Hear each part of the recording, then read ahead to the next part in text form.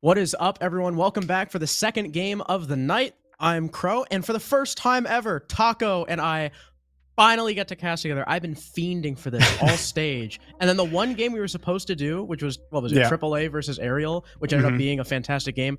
It was off stream. So here we are, yet another presumably banger game between S2 Esports and Arial Academy. Oh, Crow, better late than never, they always say. And you're totally right. This is a great match to get our first cast together with underway, because it's gonna be a banger. I hope so, and I hope it gets dirty too. I hope it's scrappy, especially between these two teams. And we want to look at the teams as well. So S2 Esports were underdogs, I think is an understatement. I mean, they were a qual team. They're from T3. They've never really competed. I mean, they competed in SFCL. They haven't competed at something at the level of SCS with T2 teams, with T1 teams before, and they have impressed all across the season. They've beat T2, they've beat T1, and they find themselves here, actually the #1 seed in playoffs ahead of OXG.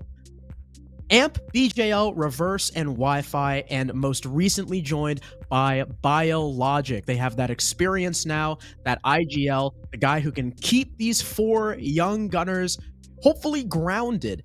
What's interesting too is that they actually have an average of a 0.97 rating, not even positive. Reverse, the highest rated player on the roster. He's 53 and 49. He's 13 and 9 on the entry. He's usually the guy we look to that provides most of S2's fragging potential, but he's not our highlight player today. It's not Reverse. It's actually someone who typically takes a bit of a back seat. AMP. Typically hard breach smoke. He's still the second highest rated player on this roster, down to his consistency. Even though he's on hard breach, you can still expect him to frag really like the best of them. I mean, we talked about being a little worried for S2 should Reverse, should Wi-Fi not have a great game. And we saw that against Reality TV, but that's where people like AMP and BJL stepped up. That map won. AMP won 11 and 5. He was pivotal. Yeah, it's really just goes a long way, just showing a team that their ratings across the board haven't been so great, but in those moments where you need individual players to step up, show some individual moments of just like kind of World Cup messy brilliance, they're showing up and they're showing out. And telling on myself a little bit, you talk about S2 being underdogs. I think in my predictions I vote against them every single time, and every step along the way they've proven me wrong. So you know, these guys are definitely making a big name for themselves. The only time I voted against them, I think, was the Reality TV game, and they ended up winning anyway. So yeah. I learned my lesson real quick. But let's look at their opponents. Arial Academy. Guys that we expected to have a much smoother path through Swiss stage. Spiker, Ashen, Ambi, Uzi, Neo. Other than Neo, who's of course new to the team, the other four have been at the top of T3 for the last like 6 months or so. Average of Feels a like 1.01 rating, the highest rated player on the roster being Ambi. Their real downfall right now is the attacking side, and they know it. Every interview I've had with one of these players so far after a rough series has been, it's the little mistakes that are killing us. And it's not like they're these huge blunders. It's true. It's like this one tiny itty bitty gap, but they've been going against teams like the Arial main roster, like Investigation File, you know, Challenger League teams that if they spot that little hole, they're going to take advantage of it. Yeah, that's just the thing about going against these teams that are a little bit more, you know, they play with themselves a little bit more. You have a team like Arial Academy who are just raring to get in gunfights, and sometimes that's going to lead to these little openings that those experienced teams are going to exploit. But S2, we might see a bit of a change in that kind of play style here, because S2, they're ready to get at him as well. That's definitely a possibility, and I think it's going to come down to you know, AAA's big player. You can't talk about AAA without talking about Ambi.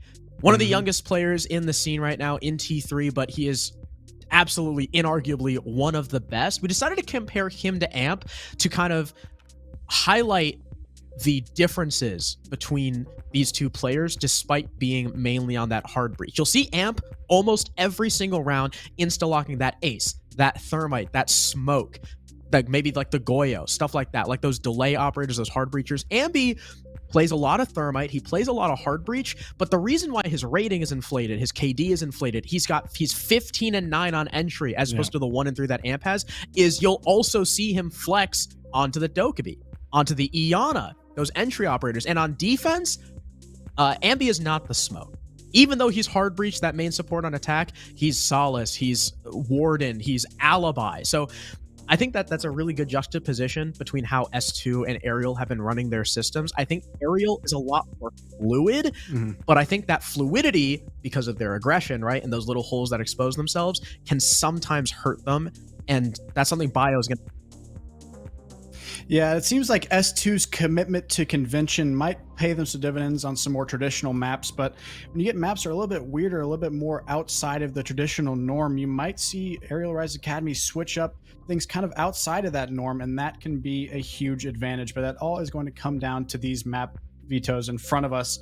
We see Arial Rise Academy going to be starting on defense on Villa, S2 picking that out. Looking back, S2 taking down Vipers 8-6 here in SCS, and Arial Rise Academy actually playing this twice, once losing to Wichita Wolves in week 1, and then more recently winning 7-5 over Investigation File.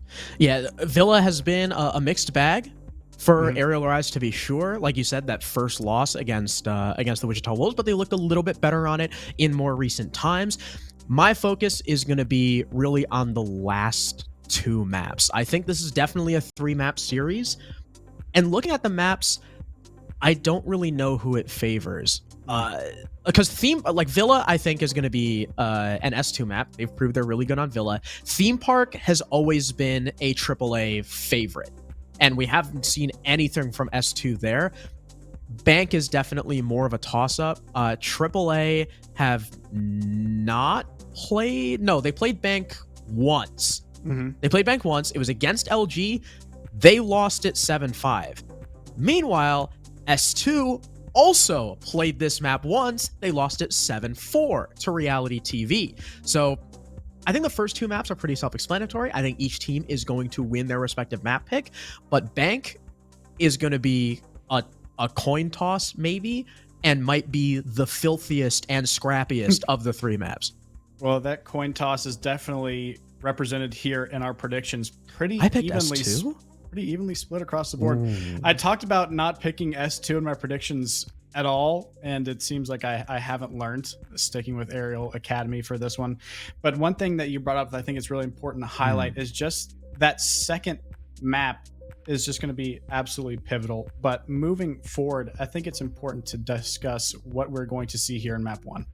Yeah, Villa is a very wide open map, very bisected, right, by that 90 hall upstairs and then the carpet hall downstairs. 2 very distinct, a very distinct separation that we don't see in a lot of maps. And that's something that can definitely play into your aggression, right? Because you can kind of focus it in on one section at a time, but also makes it kind of easier to clear as an attack. Focus on huge on this. I think AAA are not necessarily a better Solus team, but I think they have a better Solus player, like that being Ambi. But before we get into the game, while we're still looking at this, what do you call it? This screen, I think I'm going to switch my vote to AAA. Wow, it's an even 50-50 on Twitter, too. That's incredible. I'm switching my vote to AAA. I think my prediction is going to hold true. I think it's going to be each team takes their respective map pick. S2 wins Villa. AAA wins Theme Park.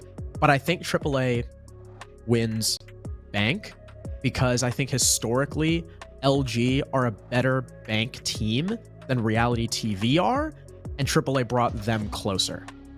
So I think Bank leans AAA. Ferme, put it in the books. I'm switching my vote. Hopefully that doesn't come back to haunt you later. And I'm in first place, John is in second, and if I predict the same thing as John, there's no way he can leave. A little bit of gamesmanship. Okay. Absolutely.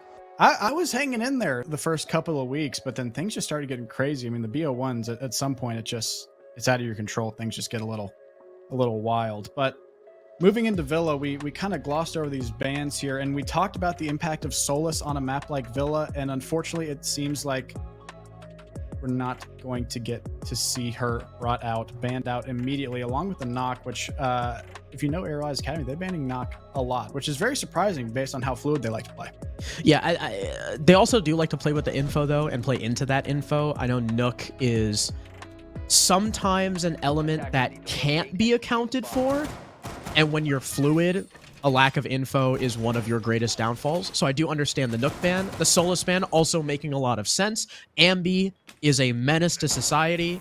I mean, in general, but especially so when he runs that Solus. And, you know, we already had mentioned, great Solus map. Actually, all three of these maps I think are actually great Solus maps. Villa because of how much verticality there is, and then Theme Park and Bank just because they're so huge. That drone work is so important, and you can't have those cutoffs anymore. It's hard to find a map that's not a good Solus map, though, at this point, to be honest. She has just absolutely changed the way that a lot of these rounds play out, because it's an operator that can be so aggressive and yet also have an absolutely huge impact on the late rounds. So, you know, finding that balance is something that is very important. But speaking of aggression, it looks like Arial Academy is no stranger to that. Ambi peeking out and not finding anything. But it seems like if that's a telltale sign of what we're going to see this map, it's going to be pretty interesting.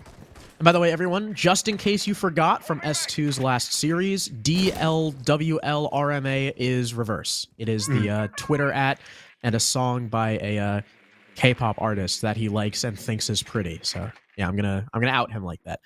Also, Mr. Observer, Uzi yet again said my name in chat. Could you yet again say that I asked what's up? And if he says the same thing as last time, I'm never answering him again. But S2 Esports already in the building, looking for a full map clear, starting on the master side. No one to contend with. The closest target likely going to be that man on red stairs. We talked about Arial Academy's struggles on the attack so far this season, and so it's going to be important for them really to set the tone early, picking up these pivotal defensive rounds, because once again, the attack, things might be a little bit more difficult, but it seems like we got a bit of a red stairs extension. Bio is going to find the first one, though, onto Ashen. Ashen having a bit more of a quiet season from what we would have expected of a player of his caliber, and it looks like Bio is going to continue that pain train for the poor child. But Neo on the red stairs, seemingly unbeknownst to the attack, as Ambi finds one on the Wi-Fi, and it looks like S2 is definitely starting to run into the brunt of this AA defense. It looked like Neo may have been unspotted by the way that Ash was playing, but they've since seen him. Spiker tries to get a cheeky C4, but he's caught in the act, and all of a sudden, 3 bodies from Arial ACAD fall with no trade. Ambi, curiously the one man in sight, is now the one left in a 1 versus 4. C4 goes out. It was well placed, but shot out of the air by reverse. Ambi domes 1, looks for the second, but can find the prone Dokkaebi, giving S2 a really good round number 1. Just a bit of a misplay there on that top red hold. The thing about that is it's a really tough position to clear if that red stairs guy can stay alive. And so you saw the Jaeger just playing super passive on red stairs, and that allowed S2 to just push straight past, push straight out board into 90. And then once he did decide to get aggressive, he started holding board, he got swung from the other side because they passed right under his nose. And just a great start there from S2, being able to not only deal with that top red hold, but also locate those pesky roamers that, if not dealt with, you saw a Nitro that went out that could have easily just shifted this round entirely. Yeah, that was a really good pick from BJL to sit down there and wait for the C4. And that prompts Arial ACAD to switch sights onto Trophy instead. Azami rearing her head, so she'll be able to assist Ashen in the that anchor game, using her Kiva barriers as almost impromptu shields. Unless he plays below... No, okay, he's coming back up. He could be also the study roamer. Azami is a lot of times the guy over here. And yeah, with the Kiva barrier on the study desk, it looks like Spiker's main job is going to be delaying time by study, maybe joined by Ambi as well as soon as he stops spawn peeking the same angle that he's been spawn peeking since Arial ACAD started playing this map. We also didn't. I also didn't notice until right now that Bio is on Amaru and probably going to be sending himself into the 90 window.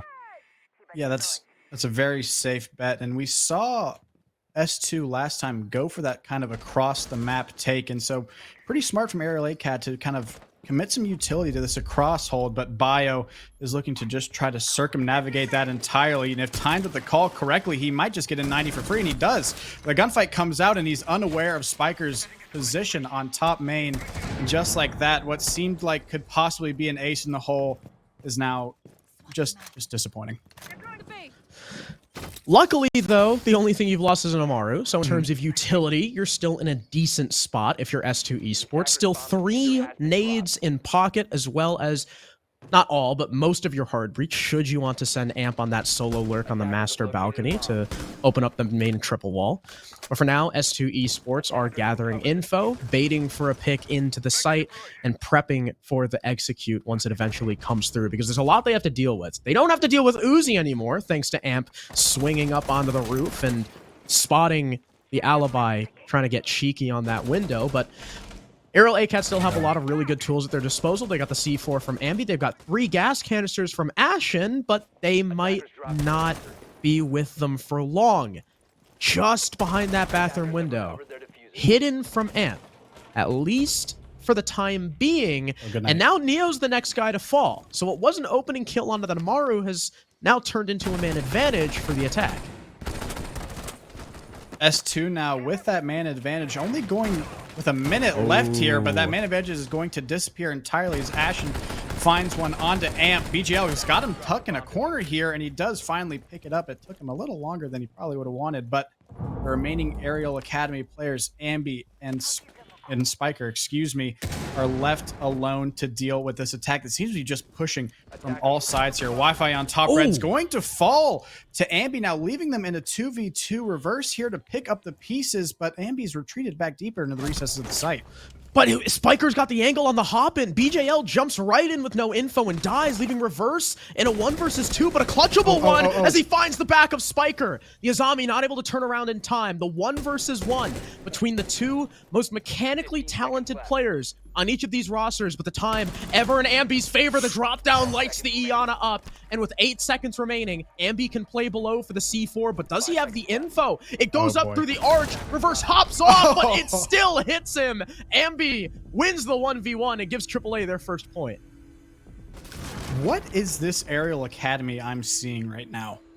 I mean, okay, you see the early, Bio going in 90, just falling for no reason, and then Arial Academy falls entirely back. Their whole 5-man roster was back in the site. They abandoned top main side entirely and just played time. Even when they lost a few picks, they didn't have the man advantage. Playing that time there won them that round because it forced S2 to take gunfights that they weren't comfortable with. It forced S2 to try to take map that they weren't ready to take. And that's something I wouldn't have really expected, knowing what I know about this Arialized Academy team. If anything, I would have thought it would have been a mistake, because you got a pick that costs you no utility. All your setup, your zombie barricades, everything was still there, still ready to deal with any top main pressure, but they got that pick and they just decided to fall back, and at the end of the day, that was the right choice. Yeah, falling back is not necessarily a word in AAA's vocabulary very often, but it's nice to see them, especially after that game they had against IF and the loss to LG. It's nice to see it coming forward. They'll try AVG once again, where they, like you said, the red hold was not ideal, and S2 Esports had a very well-placed attacker to catch that C4 and kill the roamer below. It seems as if AAA are going for a similar hold. Spiker is going to be down below with that cap can. Neo's on the Jaeger. Imagine he's going to be there by red. Ambi, of course, as the X Factor, who is currently coming under fire, but he'll be able to escape safe and sound. I do, though, like the new pickup. Instead of a hard breacher, Amp is now rocking the Flores to answer the top main shield from Uzi. Yeah, S2 here adopting an entirely different strategy from round 1, which, keep in mind, round 1, they won that round. That that master over clear was pretty effective at the end of the day, but it seems like S2 want to keep Arial Academy guessing. And so they've adjusted, heading more towards top main. Amp here on the Flores to just help with just that, clearing out that utility, but he's going to find that there's no utility at all. That's what happens when you have a Warden Nitro. Sometimes you're short a few shields, but you know, what am I to say that Nitro won in the last round? Yeah. You missed, who was it? Someone in the earlier game was rocking, I think it was Tristan, was rocking the Warden Hollow Nitro. Yeah, I mean, just say that was crazy. Yeah, but both the reasons you take Warden were not there. Oh my god, Ashen's running out on this guy, and he's gonna win it! Knowing that Amp, not knowing, but I guess assuming correctly that Amp was the only guy holding Study, thanks to it being a downstairs take from S2. The gamble pays off for Ashen. He kills the Flores. The shield, which is actually placed on the maps table, is still living, and now it's going to be up to the nades to try and deal with it. Reverse, pushing up from below, gets an easy 1v1 against Neo to tie the man count at 4 apiece. But now that Study take not going as planned, they have to shift another body to Study. That's going to be Wi-Fi. Uh-oh. Is Uzi lagging? Got a bit of a moonwalk going on there. That could definitely change things up here because S2 is struggling for time, and if they lose Uzi, that could definitely make things easier. But it seems like he's still here. No, okay. Nope. All right, spoke just a bit too soon. But Arial Academy is definitely still in this round, especially now with Ashen picking up a second one on to Reverse and Uzi. Oh my god! Excuse me, Ambi. What is this guy doing? What does he do? Oh my! Like, he's a 1-speed now. How are you guys not hearing this guy? Ambi's just insane, leaving it all just now to Bio below the buck with nothing to do and 27 seconds to do nothing with. Gonna head outside and just maybe take a little bit of time for his team here. Arial Academy losing a player that round, and it couldn't have been more dominant. Oh Ashen taking that top main hold, top main push and saying, go for it. I dare you. I'm going to push you instead. How about that?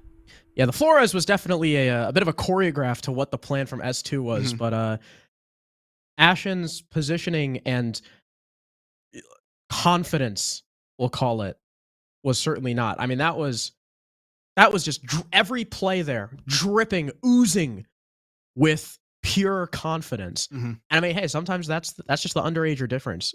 Ashen with a shotgun on Study, especially with only one guy rotating to Study at a time. Like, if you're good enough, that's a pretty easy fight to take with a shotgun. And you saw it, right? Once onto the Flores, who couldn't do anything because he had to hop off drone. Once onto the Twitch, who just kind of got shotgun diffed. And then, well, Bio working his way up, 8 as C4. So, a 4K for Ashen. He and Ambi both at 5 kills in 3 rounds. I think it's safe to say they're the current front runners. Nice to see Ashen have a resurgence. Of course, there's still plenty of series to go for him to drop off, should that happen. But he's having a resurgence from his recent performances. I was talking with, I was actually talking with Reverse earlier. We were playing ranked, and he was talking about how, you know, Ashen has not been the dominant beast of T3 that we've come to know and love. Recent times, he's kind of switched more to that utility role. And even before that, he was kind of started to drop down. But his team's definitely going to need him to pick it up here in this match. Ambi goes for yet another spawn peek, but instead of not finding anyone, this time he just outright dies. It's a real shame, too, because Ambi, in both of these Arial Academy wins, has been pivotal in the late round, and just throwing your life away like that. I mean, you've shown just playing time and making S2 push into you is good enough to win rounds, but Neo trying to get one back makes it even more difficult now. A 5v3 advantage for S2. I fail to see how they throw this one away. Especially taking out a really important C4 operator, 1 of 2, and having a 5v3 advantage. Now, with all the time in the world to jump into Master and start working that vert, there's one man looking to stop them.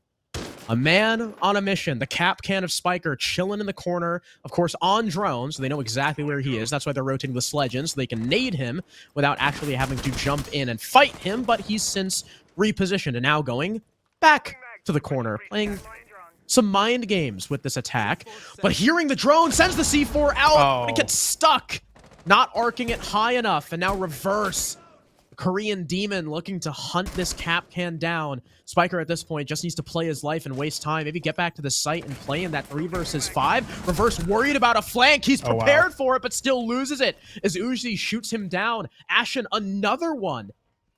Now we're back to even. Spiker doing just enough there to distract S2, allowing the picks to come in from Ashen and Uzi. Uzi finally coming alive in this matchup. Ashen finding another one. 7 kills to his name, just picking off these S2 attackers as they're trying to relocate and work their way into this site. And a 3v5 has turned now into a 2v3 with the advantage going to Arial Academy. If Ashen can just stay alive here, this round is looking entirely different. And he does hear that ace, and he's gonna sniff him out. The gunfight coming through. The shots not landing. BJL caught off guard by the presence of Ashen, but he is just going to sit here and wait, assuming probably correctly that Ace has the diffuser, but which he doesn't actually. He's just trying to keep him cornered away from the site. The longer that BJL spends hunting him, the worse it's going to get. Now that he's dead, giving Ashen the triple kill, Bio's left alone upstairs in a 1 versus 3, having to go pick up the case that Amp previously dropped after getting shot all the way across the map from Art, and having to simply walk into Laundry to make something happen. These footholds are not going to be doing him any favors either, as it's not Spiker, it's Ashen to steal the kill away. Back-to-back 4Ks for Ashen, and AAA go up 3-1. If you guys are curious out there, you know, you're starting to play Siege a little bit competitively, a little tip that you can take from that round right there is what you just saw from Arial Academy. Not the first two. All right, let's just go ahead and forget that that even happened. But a 3v5 man disadvantage, it's very easy to just try to fall back into the site and just play time and try to get gunfights when they come to the site. No. You need to do what Arial Academy did, and that's go and try to find picks back. They found 2, and it became a 3v3 like in an instant. And just like that, that round is flipped entirely on its head. All the time S2 spent trying to locate those remaining defenders is now null and void because the people who did it, they're gone. Arial Academy there showing great resolve after losing 2 just immediately. And now Ashen has 9 kills in 4 rounds. He's doing well for himself, and they stuck him back on smoke. That is so unfortunate. If anything, he's more agile now than he was on mute, because that is a good point. It's just it's a disgrace, honestly. But he made it work. So what was the Sky's tweet? The 3 armor mute is a crime against humanity. Yeah, well, if anything, he put it lightly. So yeah. it's but pretty terrible. Maybe Ashen's showing that, you know, the Siege devs know something that we don't. Well, especially now with the change that everyone ADS to 3 armor speed. Yeah, like if someone else is ADS and you're just swinging hip with the shotgun, like speed doesn't really matter. You know, honestly, true. If you're swinging hip fire with the shotgun, you're probably swinging faster than a 3-speed ADS. Yes, well, really, than anyone ADS now because of the change. So maybe it doesn't matter that much. The biggest issue is just, you know, if you're trying to do an extension where you put some U-jammers down to the prep time just takes longer. Just now. A nightmare. And if you have to make rotates on top of that, oh, forget about it. Forget about it. I'm walking here. All that. Are you from New York? I've been once. And somebody was walking when I was there. Oh my God, Spiker just won that. I thought he was gonna get clapped when Reverse started pre-firing it, and he got away from Wi-Fi. Spiker hit the mad dash, getting a kill onto Reverse, but eventually getting traded by Wi-Fi. Trade attempt comes out from Uzi to avenge his fallen comrade. It'll do damage to Wi-Fi, but it's no kill.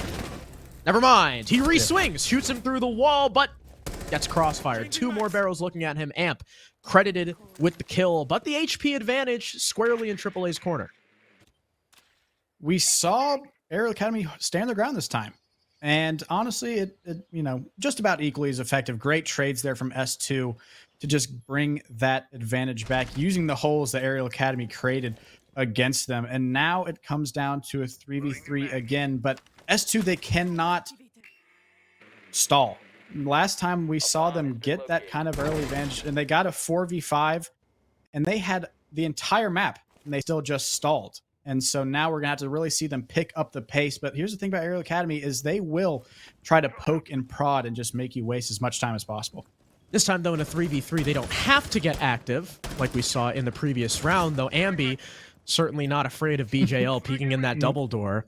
Ambi, again, a menace on any operator he plays. Ashen, with 3 smokes in pocket, is daring Bio to do something on this window. I think he hears him just outside, but he's going to end up falling back. Amp taking out Neo.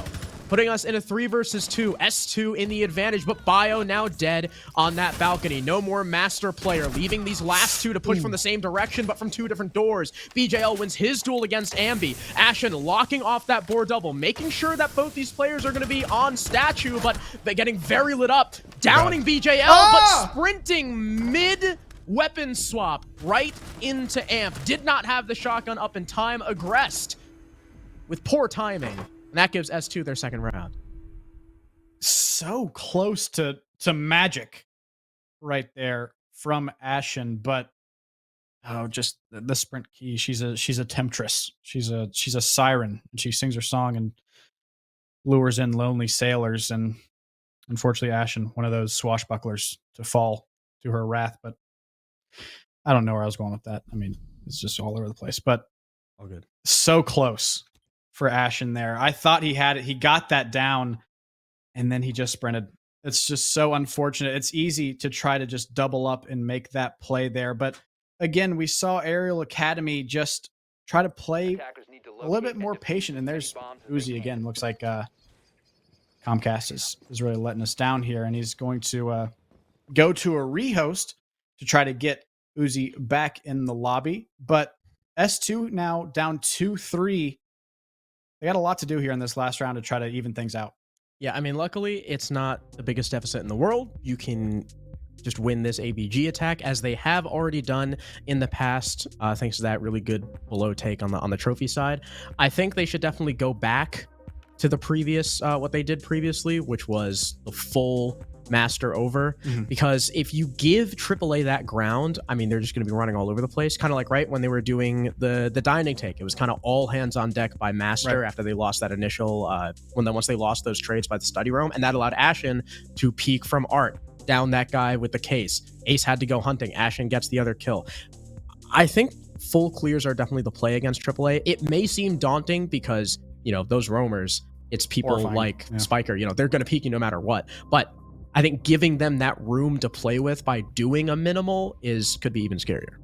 Especially when you're struggling really to, you know, make effective inroads onto the site, stalling in those kind of like minute 30 to the last 30 seconds of the round. You're not getting a lot of progress really.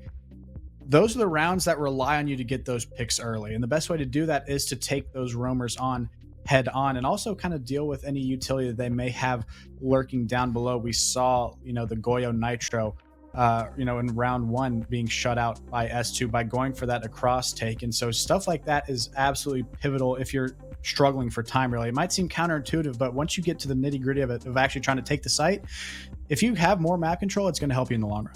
Yeah, and with Arial, with how good guys like Ashen and Ambi are, you know, if you leave them in the clutch situation, I like how together, you know, of course, with the exception of that dining round where the two last attackers separated, S2 have been playing together very, very, very often, especially in that round number 1 and round number 2 where they were trying to take bathroom. S2's success so far on both ABG and both trophy has been from that togetherness, right? When we see Reverse kind of going for that solo play and he dies, when we see someone, you know, solo hunting a roamer, stuff like that, that's where AAA really have the advantage against a team like this. You have to play the trade game, and you have to be willing to go 1 for 1. I think you have to be willing to go like 2 for 2 or 3 for 3 on a roam clear, because otherwise, you know, you leave these guys, again, like I said, with that room and with that man count to play with. Because even when they're down 3v5, like we saw in round 3, these guys are still going to swing you. The best chance you have is to group up, because they will swing you. It's like a guarantee. Like if someone else was on study with Amp, they probably trade Ashen out. Like Ashen's got to pump the shotgun. He can't kill both of them, or he just doesn't go for that in the first place. So a lot of these AAA rounds have come off of really well-timed or really well-placed like 1v1 engagements that S2 are giving AAA. Whereas when S2 plays together, like that master overtake we saw from AVG on the first round that I'm hoping we see again, they've been successful. Yeah, well, they're definitely going to have plenty of time to think about it as we are in this rehost right here. And you said it perfectly. S2, you know, once they actually started playing more as a unit, it might have, you know, cost them a little bit in the time department, but what you lose for that, you make up for in that, you know, refragability, because you are going to have to take those entry 1v1 engagements. And sometimes when you're playing a team like Arial Academy, you're going to lose them. It's just how it goes. But if you're ready as a team to get those refrags, then you can kind of minimize that damage that those early round engagements might have on your squad. And this round is going to be pivotal here because Arial Academy up 3-2. We've talked about their struggles on attack. So if they can get a 4-2 defensive split here, this is, I mean, honestly, a totally different game. Definitely. But on the flip side of S2 go 3-3, AAA's attacking history does not bode well. But that failed clutch from Ashen where he thought he had fast hands, that's the last play we're going to see for the next couple minutes. Uzi's internet is currently out, so we're going to flip to a quick break, wait a couple minutes. Hopefully it'll be back up. So don't go anywhere, you beautiful people. We'll be back with the rest of Villa just after this. Pollard's on a double though, and he finds the third to the smoke. Just enough. Getting it to 3K with enough. With 3 seconds left, final play is the pre-fire. Nobody can kill him in time. Yeah, big clutches it out. What a play from the alibi as the lobby player goes unchecked.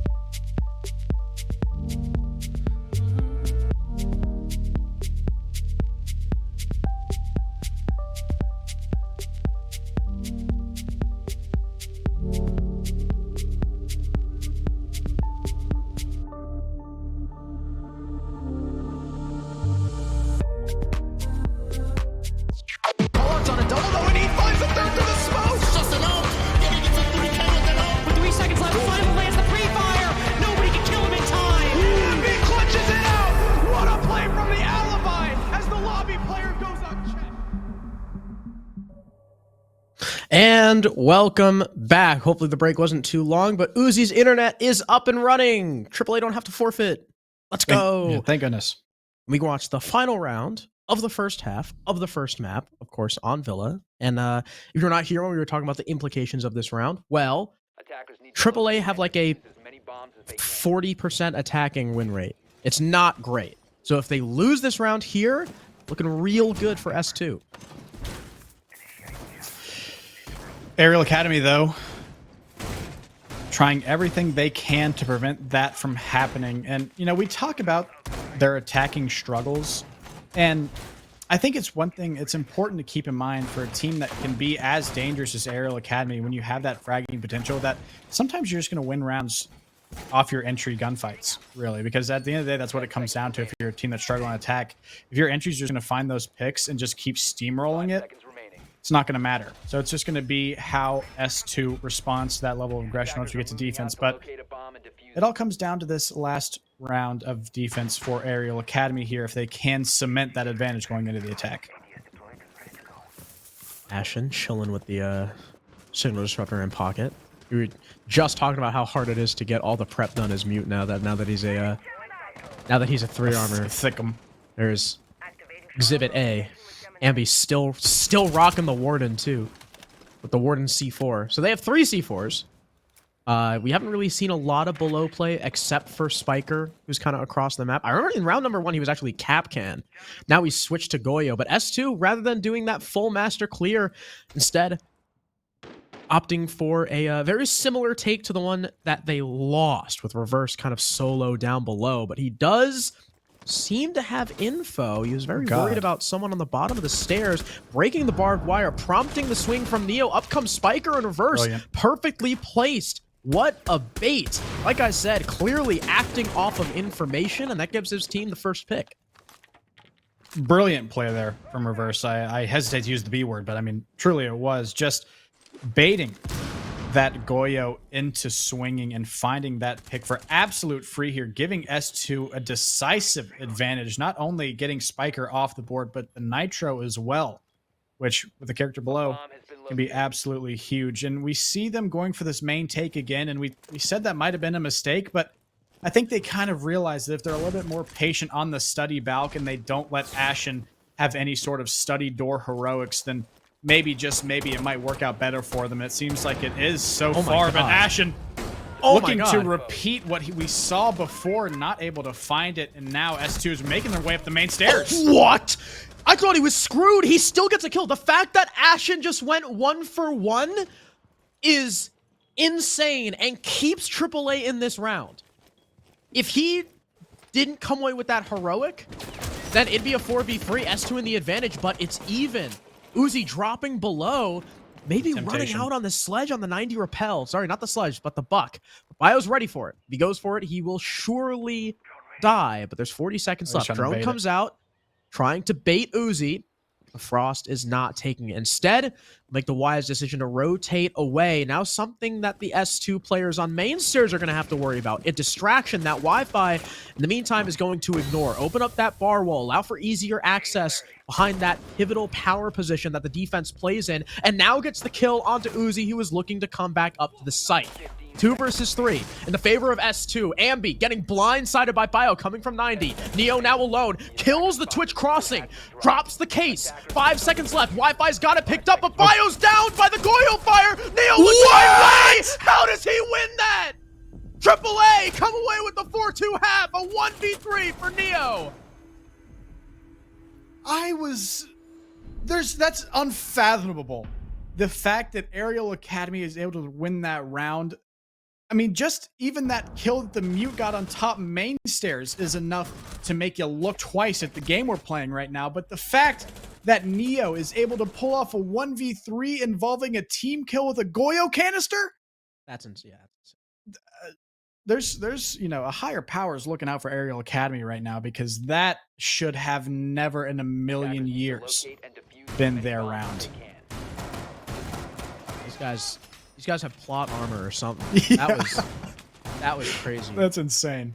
And that was 3 kills for Neo. Did he? Wait, who did he kill earlier? Oh yeah, he got the kill in tandem with Ashen's on the main stairs. Yep. So wonderfully done from Neo. I mean, he was having a really slow match too. He was like 0-4, 0-5 at one point. That triple kill just put Arial Academy in a winning position because a 40% attacking win rate is not great, right? But I mean, it could still bring you to overtime at the very least. So we'll see how they do. S2 Esports on their defense have about a 57% defensive win rate on Villa, I believe. Let me check. Let me double check. That sounds about in line with what you would expect. Yeah, from a it's map like a Villa. 50, like a 50-ish. But wow, that's crazy. You saw the call from S2 there to go for frag, and just didn't work out for him. Ashen, though, finding an early one on Wi-Fi, who tried to get aggressive on the main stairs and paid the ultimate price. The shield there having to be retaken by Amp, but Uzi is going to cut him off and cut him down. A serious advantage now for Arial Academy going into this first attacking round here, maybe shutting us up about their struggles on the attack. Yeah, they that's a really hard fight to win as a defender too. I mean, well, it's a hard fight either way, but Uzi just putting him down. Now Reverse has to worry about his backside as the attack opens up that 90 window. C4 to respond. It'll get a kill, but an explosive trade from Neo gets the depth charge to ensure his team still holds a two-man lead. Neo, I believe from below killing Biologic. I don't even know where he came from. At least BJL downs Uzi, but it's still a 1 versus 3 that he's got to try and clutch up, and Spiker's watching the angle. Triple A, shut us up about their attacking struggles. Take the first one in stride. S2 doing their best Arial Academy impression that round, it seemed, just trying to get aggressive in the early round, heading down main stairs, trying to take that gunfight that we saw Arial Academy win on their defensive side, and just Ashen was ready for it. This seems to be a bit of an Ashen revenge tour here, and we talked about him kind of taking a bit of a step back and letting kind of his teammates carry the brunt of the fragging load here, but it kind of just shows how he can be a very, a bit of a Swiss Army knife of a player where he can play these different roles and play them pretty well. Yeah, if there's anything that AAA do really well, now like I said, it can sometimes hurt them if everything else isn't on point, but their fluidity really helps them out. Like Ambi will play Ace, he'll play Thermite, but you'll also see him flex onto Iana, Ashe. Same thing with Ashen. Ashen's sometimes on main hard breach, sometimes on Lion. I mean, Ambi will also play Nomad. Like the fact that that kid was raised as a flank watch with how like jittery and all over the place he is, I don't know how they did it. And then Spiker, of course, the IGL, he's played every single role in the book. Neo didn't start as a flex player. Like they really had to cram him into Spiff's role, and he's been doing really well at it. I think Uzi, might be the least flexible player, but he's also Uzi. So like I don't blame him. So it's that fluidity from AAA, and that's kind of like really indicative of how people play the new meta. Like just have 5 guys who can play every role decently well and who can all frag with the best of them, and you tend to find success at the very least in T3. Definitely easier said than done, though, trying to find 5 players of that caliber. And Arial Academy, and I would say S2 to a certain extent, have kind of figured that out. But it looks like Arial Academy is looking to keep the speed up that we saw from the first round. Ashen getting directly into Study. Wow. Just kind of ignoring those head holes that he fought on earlier, and Amp is just going to shut that down. And now Arial Academy is left scrambling, trying to pick up the pieces. As a very, very thin angle in general, let alone with an SMG-11. So must have been a fantastic shot from Amp. Nade's trying to come up and get something back. Uzi's very worried about this shield, as he should be. Wi-Fi playing passive behind it, knowing that he doesn't really need to do anything. Just him being there in that position, staying alive, is what's wasting time. And there's no burn here to join Uzi in order to nade this shield. He'll try and nade the corner, but I believe that was Amp just darted away as he threw up the nade, but now the opposite. Bio walks into it. Of course, he didn't have info. Not his fault, but, He ends up dying anyway. Ambi, another onto BJL. That'll call Wi-Fi out of his position. Gets down. Amp shuts down the ace before the Lamai can get finished, but his team is right there on the main stairs behind him to confirm. 3 versus 2 in the favor of AAA. Reverse now coming back to site, trying to bolster the anchor game. Now that Amp only has 2 gas canisters left, and because of the swiftness that AAA took in, there's still a whole minute left. Reverse trades himself out, but he's still downed, and now Amp's left to clutch. He started the round very strong, and he's going to have to end it even stronger if he wants to shut down Spiker and Neo. Neo on an absolute mission since we came back from this rehost, and they're just patiently waiting here for Amp to make a move, but it looks like he is there to just call their bluff and wait. 45 seconds left on the board, and it seems like they just aren't aware of Amp's location and just trying to bait him into making a move here. Oh, do they know? The drone got jammed. They had to have heard that. Spiker's gonna smoke the doorway to try and prompt a rotate, but it doesn't cover the study door, meaning it's an easy kill for Amp. Now a 1 versus 1, and he wins it! Amp, he was our highlight player for a reason. Put him on smoke, but don't underestimate him. 4 kills to save S2 from match point. Ashen trying to get in the site early, shut down by Amp. And he just stayed up, actually played like a smoke should. We kind of saw a little bit of that weird smoke play on Arial's defenses. We saw it last map as well, or excuse me, last series.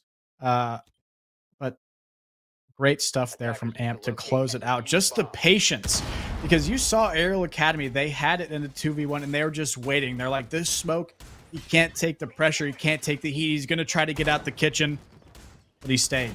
He stayed and waited for Arial Academy to make a move and pounced when they did. I'm going to have to say, too, if that smoke landed right for the Twitch there, totally different round. Because, unfortunately, it just didn't block off the doorway. And so he headed straight into study thinking that he was, free as a bird, cut down. So that's just, when you're playing a game that's this close, it's a game of inches, really. And the jammer too, right? Yeah. Jammer from, I think it was Biologic, playing the mute, taking out the drone before AAA really had a beat on his position. I think the drone may have spotted him, because you can also see through the static just a tiny bit. They may have known he was there, which is what probably prompted the smoke grenade from Spiker, but they'd also been able to let the sledge know that he was not, in fact, swinging the doorway. And in that case, the sledge could have pre-fired. But so, like you said, game of inches. Little things from Arial Academy that prevented them from winning the round, and that's really been the story every series they've played that's come closer that they've lost. But this could be huge. BJL popping the barricade. Does he know about the Twitch? He doesn't, but Ashen still loses the fight. Looking to pounce on that castle, but didn't have enough info to work off of, and once again, he'll fall first as the opening death for AAA.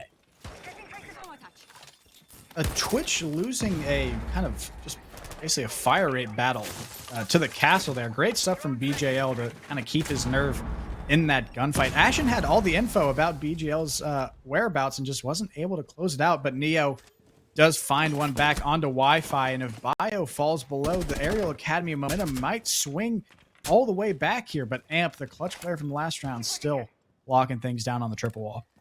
And you definitely highlighted that 1v1 downstairs. Very important fight for Bio to win, but it doesn't seem like those two players are in a standoff anymore. They've since rotated away, but no, never mind. Uzi does eventually pick up the kill onto Biologic, but is immediately refragged by BJL, walking down red to ensure that those nades from below that Uzi was looking to play for will no longer come to fruition for AAA. Now we're back to even man count. There's one player in Astro, tucked on the luggage. It's Amp, armed with a suppressed AUG, but now he's got assistance. Reverse lights up Neo. Now both the Flores and the Ash on very low HP. It could fall onto Spiker's shoulders to take the brunt of these engagements.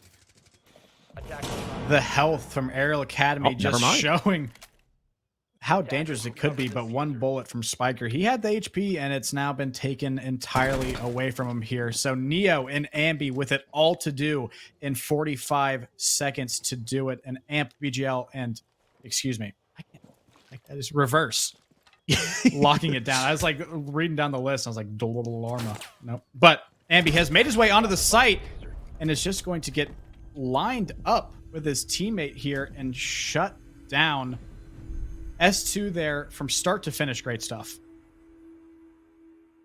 A buddy ace from Reverse and BJL, getting all 5 of those kills.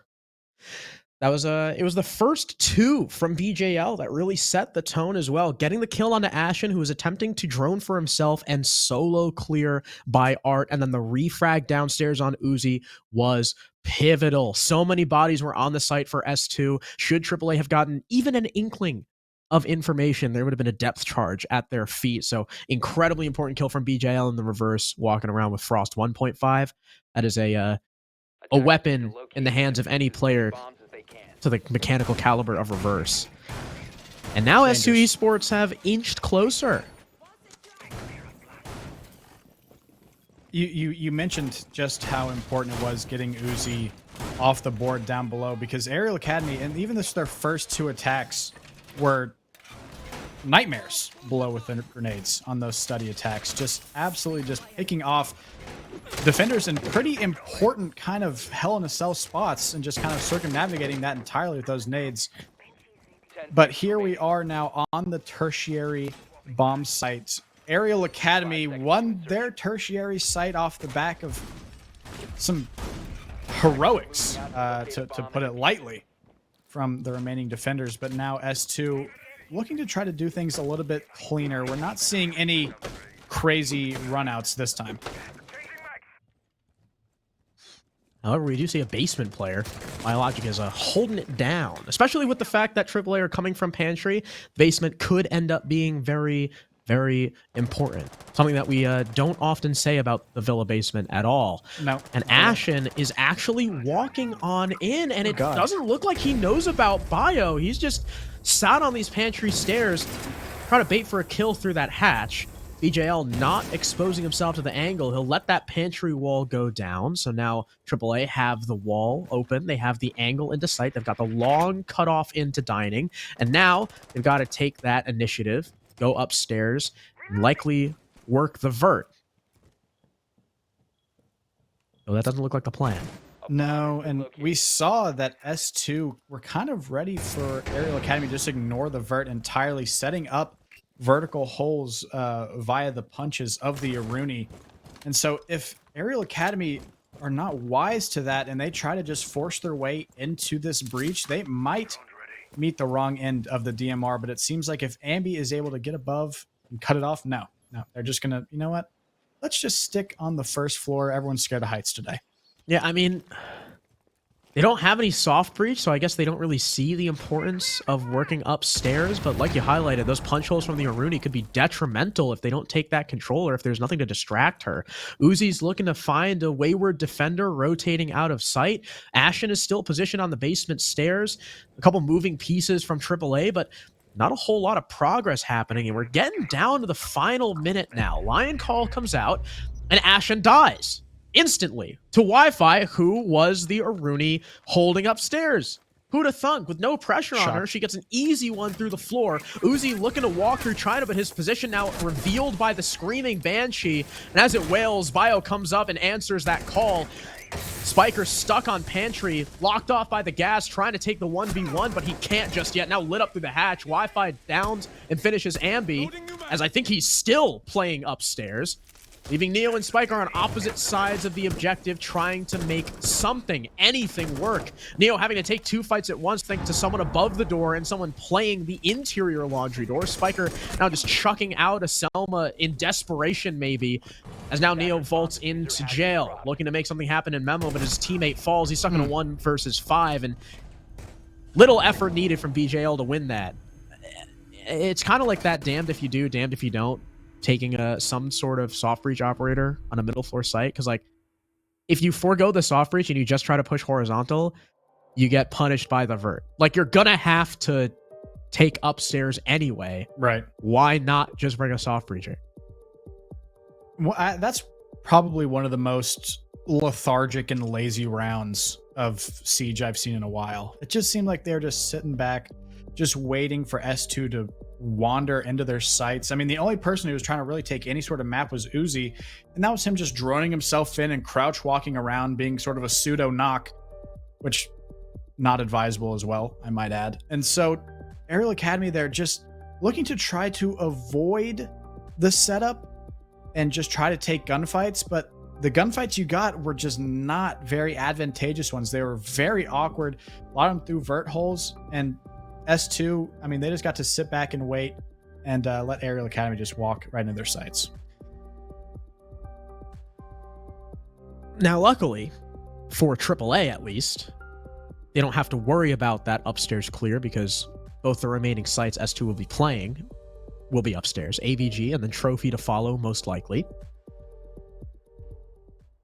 They're 1-1. Both teams now 1-1 on the AVG, though S2's second defense only won off of a 4K from AMP. Right. So, with that in mind, this should be a pretty good opportunity for AAA to now put us onto map point. Though, after that rehost, we've seen Neo step up tremendously. He's now, I think, like 8 and 9 or something. Oh, no. There were only 5 rounds. So I think he's like 8 and 8 at this point, like after the rehost, which is incredible. Yeah. Meanwhile, Ashen and Ambi have taken quite a blow.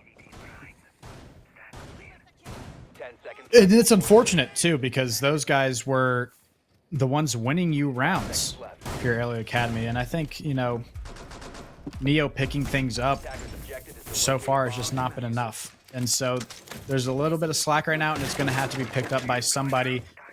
Who is that going to be if you're Arial Academy? If you're S2, though, you're happy to say, hey, you know, keep struggling. You know, you guys will get it eventually. Just let us, you know, win these next couple of maps before you just figure things out. And it seems like now that we've headed back into this AVG setup, the speed from Arial Academy is now back. The foot's back on the gas because they stalled horrifically last round, and this time it looks like they're not trying to make the same mistake.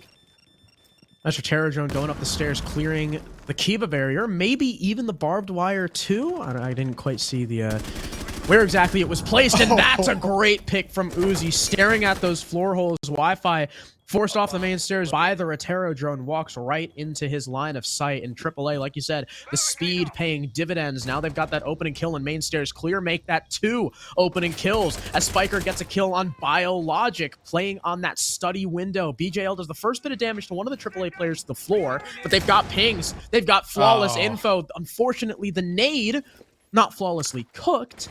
Neo no longer has any in his pocket. He did light BJL up to 1 HP. Uzi nades him from below. It's really easy to finish him off, but Spiker's just going to jump on in, take the fight, walk through the Capcan trap. He doesn't care. He's got sight control. Reverse has to try and make something happen. He'll take the head off of Ambi, drop the case in sight. Now knows about the 2 trying to work their way up red, but there's too many bodies in front of him. Now Amp's alone, and the shotgun does not have that kind of range. Ashen finishes him off, and AAA stop the bleeding, put themselves on map point. That's a phenomenal way to bounce back there if you're Arial Academy. Just, you know, taking that early map control, that's the advantage of getting Solus off the board, by the way. Cutoff drones are actually still usable, right? If Solus is on the board, she's finding those, and you have to actually drone out and take map very slowly. But no, you have cutoff drones, boom. You got 2 people with nades in below. They find a pick early. Then you just watch S2 scramble. You watch them run around, try to get a pick back, and you just sit back and let them try their best, and it's just not enough. Arial Academy there showing phenomenally strong bounce back performance. And like I said, a 40% attacking win rate, it can still bring you to overtime, potentially even win you the map. Guess what Arial's attacking win rate right now is within this map? I'm not a math guy. You got to break it down for me. Well, we've played 5 rounds in the new half. Okay, Arial have won 2 of them. 5. So 2/5 2 is okay. So I got out of 10 out of 100. Oh god! Can you just tell me this is? It's just 40%. Okay, it's yeah. Because 1/5 of 100 is 20. There you go. So Arial, I'm a film student. Arial have matched their 40% win rate. Now they just need to win 1 more up against S2's 50% defensive win rate. And they're going to have to do it on AVG again. And S2 Esports are betting They don't put fast again, and they're still setting up. Yeah, it's like the gamble, yes, has paid off, but it's not because Arial are doing a full clear. They've got a split push going now. If I'm S2, I'm just worried about avoiding those nades below, because I'm honestly, those have been the difference maker so far. I mean, for getting, early engagements. Oh, here's one. The info has just been so good for Arial Academy on the site that they've been able to pick off these defenders trying their hardest. Playing a bit of a floor is lava challenge in sight, really just ready to die at any moment. But they've survived the initial barrage. Neo and Uzi, though, looking to continue the pain train. Wait, where's Amp's shield? It's not on top main. And the first Terra drone didn't clear it. So I don't know where his drone is. BJL gets the opening pick onto Spiker, who actually drops the case all the way across the map. Oh, wow. Which could have quite the effect on the later round. Amp, I think, triggering a gas canister, dies. Ampy has already walked into main trying to get the pinch because no one was holding the study for Amp. So AAA, even though they lost Spiker, even though they lost Case, they get quite the man advantage in a 4 versus 2. Should they get the info, this is a really easy 4v1, 3v1 fight onto Bio. If Bio goes 1 for 1, AAA just need to converge on Reverse's position as he's currently not holding that case. Oh, Spiker died rotating back. Yeah. I thought Spiker died still on the master balcony. So actually, case is right there. It doesn't matter. Bio, though, still trying to make some magic happen with Reverse at his side. If Reverse is able to get a pick here on these red stairs, this round becomes much more winnable if you are a fan of S2. And it seems like they're unaware of his position. Bio finds one, and Reverse is just going to find an absolute freebie now, a 2v2, as Ampy makes his way onto the site with Neo huge. with a nade still in pocket, taking down Bio. Nitro off the board, and Ampy finds another one. Arial Academy almost threw it away and then found it, and just kind of their style, how they played this entire attack, the nades and the gunfights, closing things out. Getting above a 40%, might I add. There we go. So above the 40%, and S2 matched their 50% quite unfortunately. Neo having a hell of a game after that rehost. Sure, Ashen and Ambi may have taken a hit, but it did not end up losing them the map. AAA making a statement on Villa, taking S2's map pick. I mean, that's huge. I mean, I called it. I said, you know what? They're going to each win their own map pick. S2's going to win Villa. AAA is going to win Theme Park because that's like their home turf. We go to Bank, and that might be where AAA kind of eke it out because I think they looked just slightly better. But the fact that AAA just won Villa is, I mean, it's monstrous for the implications are huge. Now, like, Neo's on fire. Ambi and Ashen had a huge defensive half. Now we're going to Theme Park. Yeah. Home turf for AAA. One of the only teams in T3 that consistently plays this map. And defense is just even easier. I mean, luckily S2 start on defense. There's something to be said about that. If they can run the score up there, maybe they have a much better chance. But I don't know. It's just the fact that it's home turf is, I think, a little bit scary. Plus the fact that AAA have played this map and they have a 50% attacking win rate on it. Yeah, and not to mention, you know, the confidence that they have having a very potent attacking half on Villa going into Theme Park now, which is a little bit more familiar territory. It's dangerous. It's dangerous to say the least. Yeah, this is their best attacking map, and that's where I'm going to leave it for now. But unfortunately, you guys, including us too, but you guys are going to have to wait before seeing map number 2. We're going to take a little bit of break, give the players a rest time to come up with a game plan. So do not go anywhere. We'll be back with map number 2 just after this break. Cards on a double, though, and he finds a third to the smoke. It's just an ult. Getting into 3K with an ult. With 3 seconds left, Final lands the pre-fire. Nobody can kill him in time. And he clutches it out. What a play from the alibi as the lobby player goes unchecked.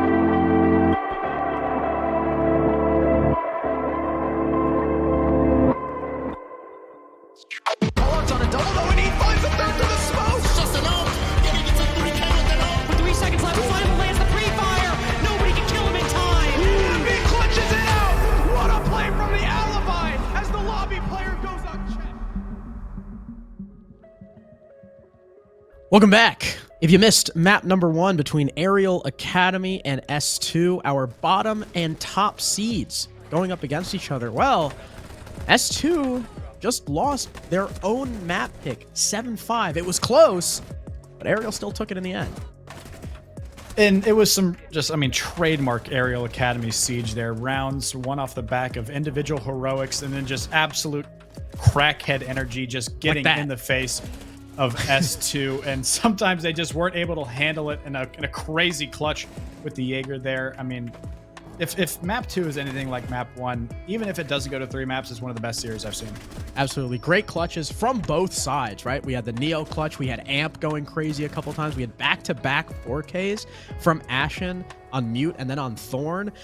But S2's map pick going the way of AAA, and we can take a look at the stats.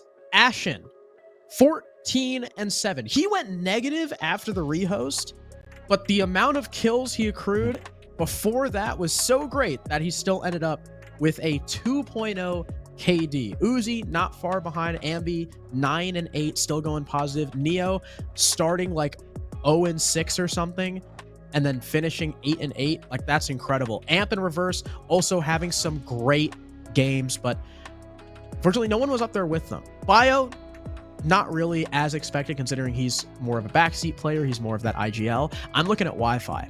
Wi-Fi, it should be a pillar on this team, standing up there with reverse, with BJL on that kind of duo/trio entry as that flex player who's playing that sledge, playing that Wamai. You cannot be dying as often as you are. You don't even need to get a ton of kills, but you cannot be dying 11 out of 12 rounds on that role.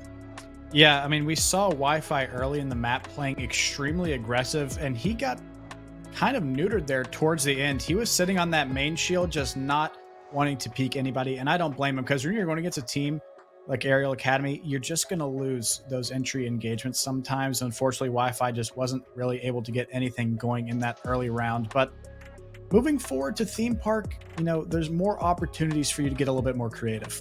Yeah, it's not a new map, but there's still, I think, a lot to be discovered on Theme Park just because it's so huge. I mean, the map, even though it's 2 floors, is horizontally gigantic. Similarly to Villa, it's a map that's kind of bisected. On the upstairs, you have bunk, daycare, cafe, break, like that area on one section, and then waiting, Anish, office, cash, that side. And then on the downstairs, there's drug and arcade and barrel, and then throne, and then that whole gong, like bottom dragon maintenance area. So similarly to Villa, very bisected, very like leaning into those full map over clears, which is what we see more often than not on this map. I think Theme Park is probably the map where we see the least amount of directs or minimals. I mean, if you think back to like some of the more recent majors, you do see pro teams going for that kind of like cafe take for a bunks defense sometimes, but that requires, you know, intricate knowledge of being able to work nades from below, trying to take out any sort of cafe shield. But I think it was Team Liquid who would take a buck and a nade below, buck out the floor, and then throw a nade like onto the hard floor to clear out a cafe shield. And that's just, I mean, you know, we're looking at some really good T3 teams here, but if we see that coming out, I'm gonna be surprised. I'll be shocked. Yeah, I think Ambi diffs Nest gonna 1v1 if I'm honest. Yeah, that's, you know what, late round I might give it to Ambi. Depends if they're on LAN or on ping. Ambi on ping, it's just it's a nightmare. But one thing that, you know, we talked about just how large this map is, and this map has a lot of these really long hallways that can only be, you know, kind of watched with these default cams. So getting Knock off the board here yet again is going to be pivotal if you're S2. And starting on defense, I understand entirely why Knock has been removed. And yeah, not only Knock, I like the Dokkaebi ban from AAA. Bio and BJL were rocking that operator almost every single round. And a team that likes to be as fluid, as roam heavy as AAA, don't want that operator left on the board. And of course, S2 are going to ban the Solus. Not only are you already playing AAA on their home turf, you do not want Ambi or Ashen or anyone on this team to have Solus. on their home turf. But of course, AAA are starting on that attacking side. This is their map pick, so S2 get to pick what side they want to start on. Rocking the Azami instantly on this Throne defense. She is a fantastic anchor for a site as bunker heavy as Throne, though S2 Esports are not afraid to extend all the way upstairs. They got a lot of good pieces. They got a couple trap ops. They got the drone denial. They've got a few. Yeah. 3 trap ops along with that mute for drone denial. But AAA certainly have a lot of tools at their disposal, namely that Jackal that Ambi is playing. That might mitigate some of the drone denial the mute is bringing. One thing that we're seeing here from S2 that's definitely showing their hand a bit is that split hatch has already been opened. So we definitely are going to expect a bit of pressure on this top floor. S2 going to make Arial Academy fight tooth and nail for every square inch of this map. And when you have, we talked about how a zombie can be strong on site, but when you have it in the hands of somebody who can be creative off site, Wi-Fi, who's looking to bounce back, if he can find creative ways to just use that incredibly powerful gadget and levy gunfights in his favor, it's gonna be a bit of a nightmare. Seems like AAA do want to challenge this roam, clearing upstairs and Dragon. I saw the Ying come out from Ash, and I got worried for a sec. I thought they might over a little rush. I thought they might rush. Wow, he is climbing up the Dragon stairs as Ying. That is a bold move to be sure. C4 comes out from reverse, but just out of range of that player on the Dragon balcony, and now the Ying is on the hunt looking for this Capcan, spots the head, and there's the opening pick for Ashen. The Ying suppressor is horrifying, to say the least, and reverse finding that out firsthand. And Arial Academy is just trying to continue their reign of terror on this top floor. Wi-Fi not letting him take this map for free, though. Uzi just hopping around. Wi-Fi is going to have to try to find one here if he wants to keep this round alive, but he is going to just dip away. Bio, though, might not have his position revealed just yet, and if he can find one, he could swing this back in S2's favor. The important thing to remember is that there was so much roam presence from S2 that although the majority of it has fallen back or died, there were still 2 upstairs. One has fallen back. Bio is still there. The jammer's still up. The nade misses. Only a minute. Deeper angle from the Iana coming in. Does not blow it up either. The ace chargers are stuck. Spiker can't open it. Bio is still upstairs. There's under a minute left. Wi-Fi looking to get finished off, but Ashen misses the shots. Izami is still alive. Both on low HP. Finally, the wall opens a tiny bit, but immediately closed off, though the Izami does pay with her life. Ashen with his second kill of the round. Close on the door is Amp.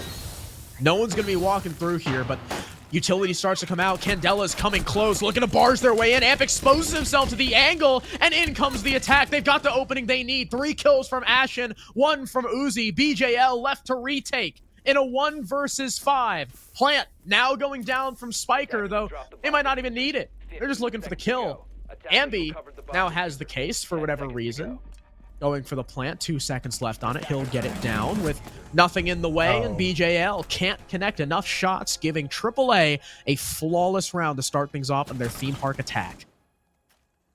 Arial Academy just building up that pressure around the site, and eventually S2 just cracked. Wi-Fi on the site. If he just kind of waited and split there, it could have been an entirely different round, but he tries to peek. He peeks into Ashen's Ying and pays the ultimate price, and that 3v5 is really, really tough to win, especially with 4 Candelas still in pocket. Didn't use any of them to clear the roam. They just did it with their drones and their guns. Arial Academy, they had the speed there towards the beginning, but we saw that S2, even after losing that entry engagement, just falling back to the site, playing time, it had Arial Academy kind of against the ropes time-wise. Yeah, it was super low. And I can't blame Wi-Fi for dying either, because I don't think he was peeking. I think it was when he swung out to throw the Kiba on the open ace. Yeah. Oh man. When he threw the Kiba on the open breach, Ashen just kind of caught him because Ashen's reaction time is like that. I mean, I feel like all 10 of these players' reaction time is like that. Maybe not Bio because he's old, but everyone else in this game. But Throne is the site once again. S2 Esports roaming pretty heavy once again. Still bringing that mute. That gave AAA a bit of a headache. But Wi-Fi, rather than pick up the Izami, is now on Womai. I don't know why I forgot the operator's name for a sec. He's now on Womai. BJL also swapping from Legion onto Malusi, who do very similar jobs. Now it's Bio picking up that Izami. And I wonder why... Because they didn't really lose to any throwables. And they're playing the Womai... Well, I guess you could say that they lost the Ying. But they're not playing the Womai on site. They're playing them on the roam instead. Yeah, maybe trying to lock down Top Dragon just a little bit more. Maybe not give it up for free. I wonder if they were aware of Ashen's just shunt up Dragon Stairs last time. It seems like he is not repeating that. But Reverse falling back, trying to find a gunfight on this cash balcony. This is a huge choke point here for this Arial Academy attack, because if they want to get in, they got to go through this door, and if they want to go through that door, they got to get past Reverse. Looks like he's going to try to lock it down, but Spiker on the long angle, on the rappel, just pre-firing that corner. Reverse walks straight into it. Great opening pick, but wow, a fantastic angle from Kyle Wi-Fi Galati. However, he does not get the kill. Only succeeds in downing Uzi. I mean, that is a really, really long angle to be holding with a hollow, and just could not land the headshot, but he does do damage on that Iana at the very least. Footprints being spotted, scanned. They'll spot the Izami, so Bio not going to be left alone for too long. That disc just kind of at the top of the wall, so it's easily shot out. I think he replaced it. It could be tough for Uzi to try and get the jammers off. Yeah, it feels like that's a bit elementary, the fact that they were struggling to get that mute last time. But yeah, the EMP is just going to avoid that problem entirely, and also allowing the nades to be used on the defenders. But the swing from Amp catches Uzi off guard. The aggression there on the breach paying dividends. Wi-Fi, though, going to fall as Ashen is just straight in the sight and trying to throw wings. Get the kill before it goes off, but no, Ashen swings and split. The remaining two defenders are just cut down by the sprint through from the Ying. The fact that he's able to get two there is absurd. Where did Spiker kill or down the breach, right? Amp from? I'm sure that he was just peeking split and just died from the breach. Or got down from the breach, right? Maybe. That was 3 kills for Ashen and 2 for Spiker. Spiker, who led things off with the kill upstairs on Reverse. The ping onto Bio forced him back after Wi-Fi fell back. And the sprint in from Ashen. I mean, I don't know how he got in, but he did. Yeah, I don't know how Amp got downed, but that allowed Ashen through. Attackers have located a bomb. Arial Academy now. I don't know how that happened. With 2 attacks. And if you're S2, it's concerning, because you'll go an entire defensive split with not letting a team get 2 attacks. Right, this is Theme Park. This can be a defender's especially on dream. Throne. Yeah, one of the best sites in Tom Clancy's Rainbow Six Siege. If you're not aware, Throne Room is a nightmare to try to attack if played correctly. And the top floor roam from S2 that they committed to didn't work out for them, and they tried it again. They even doubled down, and Arial Academy kind of met them at the rim, so to say. But now, if you're S2 here, it's all about damage control now, because you know that in the future, you're on defense right now, but you're going to have to go on this attacking side pretty soon. So if you can't get some rounds under your belt, this could be Arial Academy just running away with this one and not looking back. Especially with a... you know, I mentioned that this is their best attacking map with a 50%. Oh my God. They have an 80% defensive win rate. So you really want to get as many rounds as you can on this defensive half before you switch. Ashen tried to perform another magic trick and just simply walk in, but Amp was not having it. Instead, the operators trade blows, and Ashen will be forced to retreat back outside, now relegated to hiding in the bushes. However, Amp then swings the window. Ambi is there covering, and it's 3 opening frags Are we seeing in a row for AAA. They've got nades. Uzi downstairs trying to act off of the info. One did miss. Neo with a second will also miss. So they've kind of wasted a couple nades. S2 now trying to pick up the pieces. And Wi-Fi does find one in the Ying. Candela does finally clean things up as just a flurry of kills for Arial Academy, one being on their own team, but Ambi now in the site. Bio in a 1v3, Malusi, 3 armor, heard by Neo and cleaned up. All the pressure just kind of cultivated at one point there. Arial Academy making their way in from bottom arcade, from Cafe window, even finding that early pick, and just too much for S2 to handle there. And might I mention, by the way, are we seeing a bit of a resurgence of the LMG meta here from Ashen, just taking Ying's LMG, I mean, just walking at people with the 1.5? It's disgusting. Ying's LMG was not one of the ones that were nerfed, so at least not nearly as heavily as Finka and Zeus. Yeah, not as bad. Yeah, it's still usable even with a suppressor. And Ashen again just tried to kind of walk in, ended up not working. Tried to walk at the arcade stairs guy with the Candela, didn't end up working. So what did AAA do? They said, oh, there's a guy on arcade stairs. Let's just walk at him again. But this time with 2 people. And even though there was a team kill, AAA still had the advantage because Ambi was still hitting the back. S2 Esports were so enamored with the Cafe arcade clear that they did not expect Ambi to be behind them. Ambi was able to get a very influential kill that allowed AAA onto the site. The team kill on arcade stairs ended up not mattering because of that kill, and Bio was left in a rather tough situation, and that's going to prompt a timeout from S2 Esports, understandably so. AAA have 3 rounds already. Not only have they won 3 rounds on your theme park attack, which is already fantastic for any team, but they've won 3 in a row without losing one. Like, this is the worst imaginable start for S2. We also talked about how unlikely it would be to see a Cafe take.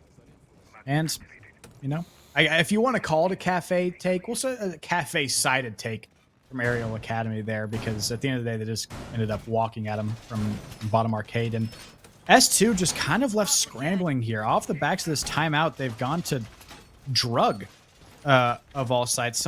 Sometimes you won't even see this site played when you see this map. And it looks like S2 are now firmly believing that this is their best chance at a round. I think drug, in recent times, I think has kind of come into its own as a pretty decent site. As long as the attack doesn't rush. Because those bathroom rushes can be quite successful at times. Also, I watched that round back, that throne round back on the stream. Ashen did in fact just walk into the dragon door and kill Amp while he was swinging the breach. You know, so Rainbow Six Siege, right? Just Ashen things. So however,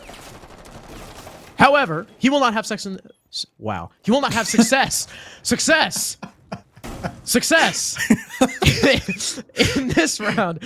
Amp, who was watching for the bathroom rush, kills Ashen, who was alone, just kind of jumping in. Freaking virgin, all right. No sex at all for Ashen that round. But Arial Academy, not surprisingly, they're ready to pick up the pieces. They've had to do it before, and it looks like they're ready to do it again.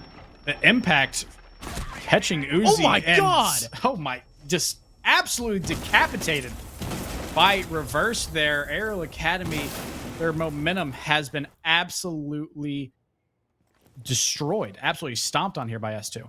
That was a nice shot from Ambi, but that was an incredible Kiba play. That 1-2 punch, I thought he was throwing another impact, and then the Kiba like exploded in front of him. That was an incredible 1v1 from Reverse, looking for another, lights up Neo, finishes him off on the re-swing. Ambi is not looking at the bunk door, but Reverse does not swing it in time to kill him. Now it's a 2 versus 4. Ambi and Spiker, the 2 support players, left a clutch up, starting with killing Reverse, who is still running amok on the upstairs, locking things down with those Kiba barriers. Ambi might just say screw it and end up going downstairs, but he decides better of it. Ends up getting spotted by the proxy. Spiker runs his way in, ends up killing Reverse. Drops the barrel hatch, though, but does not check Throne. A trade found by BJL, but wow, what a shot from Ambi. Now it's a 1 versus 2. Tough, but not unwinnable. Amp's going to keep throwing these gas canisters out, though. Trying to delay Ambi as much as possible. Hasn't triggered that one just yet. But there's info on site? There's still a drone there. He gets by through the wall. Now it's a straight up 1 versus 1, and Ambi has such an HP advantage against his SMG-11. It fires real fast and up close. It's one of the best weapons in the game. Headshots Ambi as he tries to wade through the smoke. It was a nice attempt, but ends up still being an S2 round. Ambi with 2 disgusting shots that round and finding one through the wall there. Swinging with all the confidence in the world. Who wouldn't?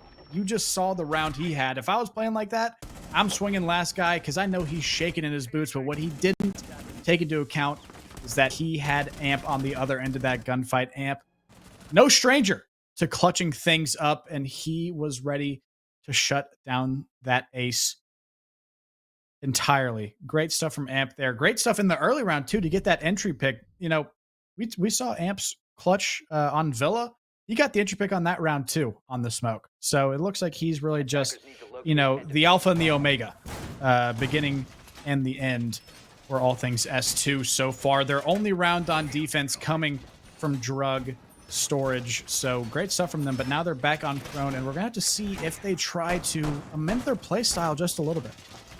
Amp is one of those players who he started as like an entry fragger, like Ash Alibi. And he's really come into his own as a very solid and very clutch support player.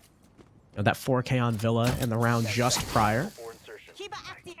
Gives his team the first round, or their first point, but something a little worrying is the fact that S2 are trying Throne again. They have not won this site. They've tried it twice. They're going back a third time instead of trying a niche.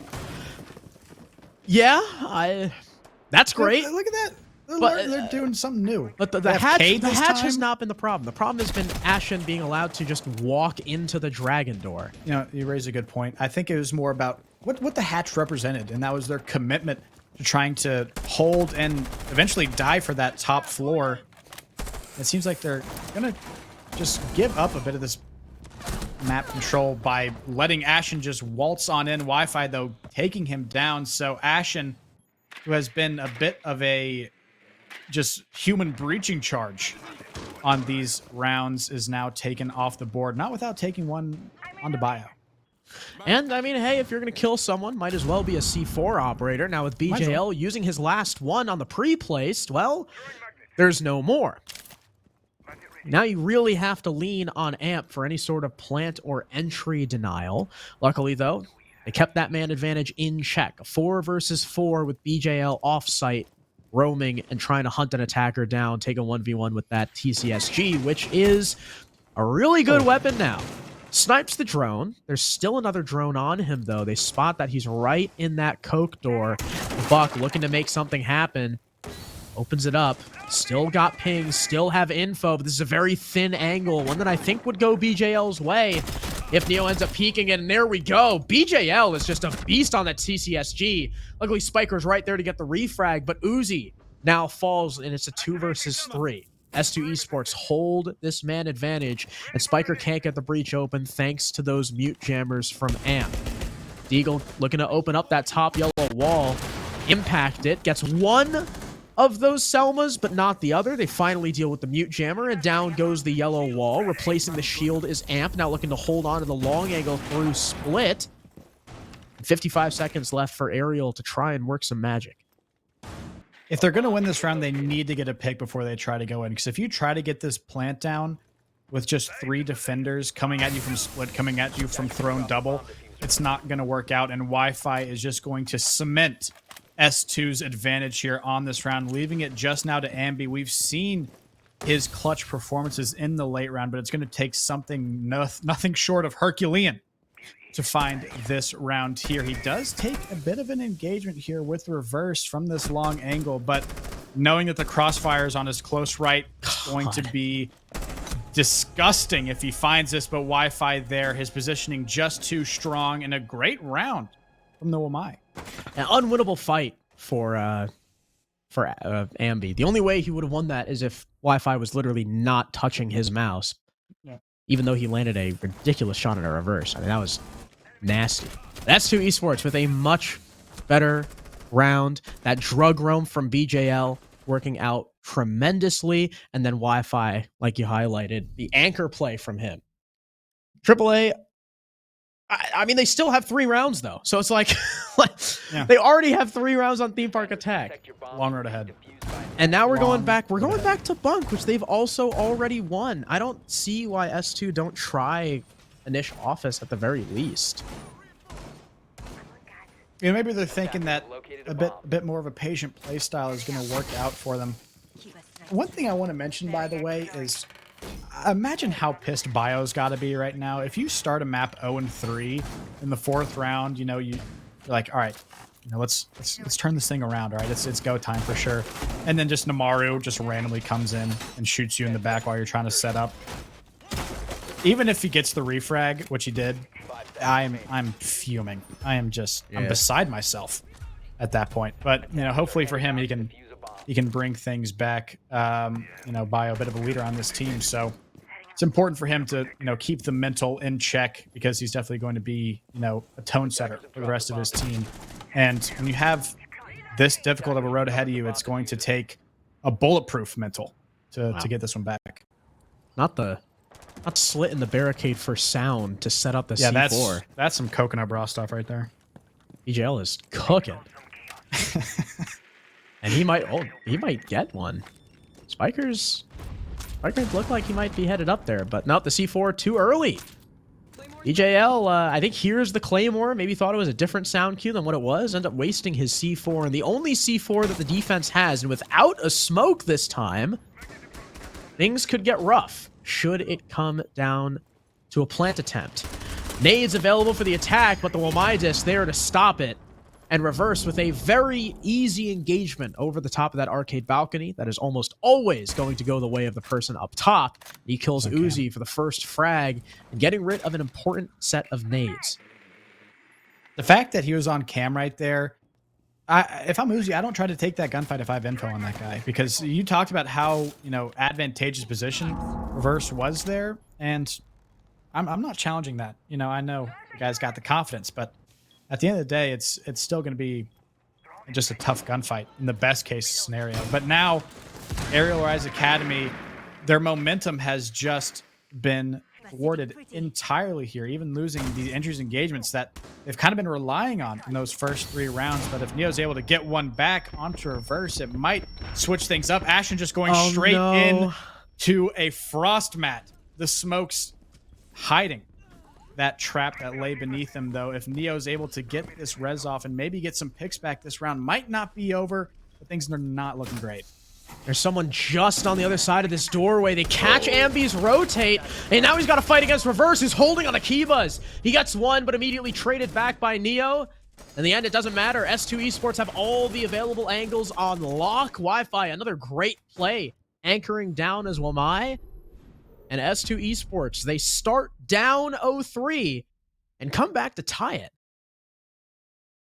That was weirdly quiet right there for like 10 to 15 seconds, where the entirety of Arial Academy is in top arcade, and S2 is just letting them be there, right? Not swinging out, not trying to take any gunfights, just making Arial Academy actually go for some gunfights, go for some site control, sprinting past the door, getting cut down, trying to just fight these long engagements through a zombie barricades. The patience from S2 there, you know, we talked about how their playstyle has shifted from this really aggressive, roam-heavy playstyle to just actually sitting back and making Arial Academy attack Theme Park, which is a nightmare to do. It's shown that they've able to, you know, string together 3 rounds in a row. Wi-Fi leading the charge 6-4, definitely making a statement after his performance in the previous map. True. And, well, here's where it could get dicey for S2. AAA are already a really good defensive team. They have an 80% win rate on their theme park defense. And now you have to deal with Ambi and Ashen on defense. On theme park, which is already a really defender-sided map. So AAA might have some more aggression left in the tank. I mean, they always do. Yep. They're no shortage. Exuding their presence all across the map right now on this throne defense, roaming upstairs.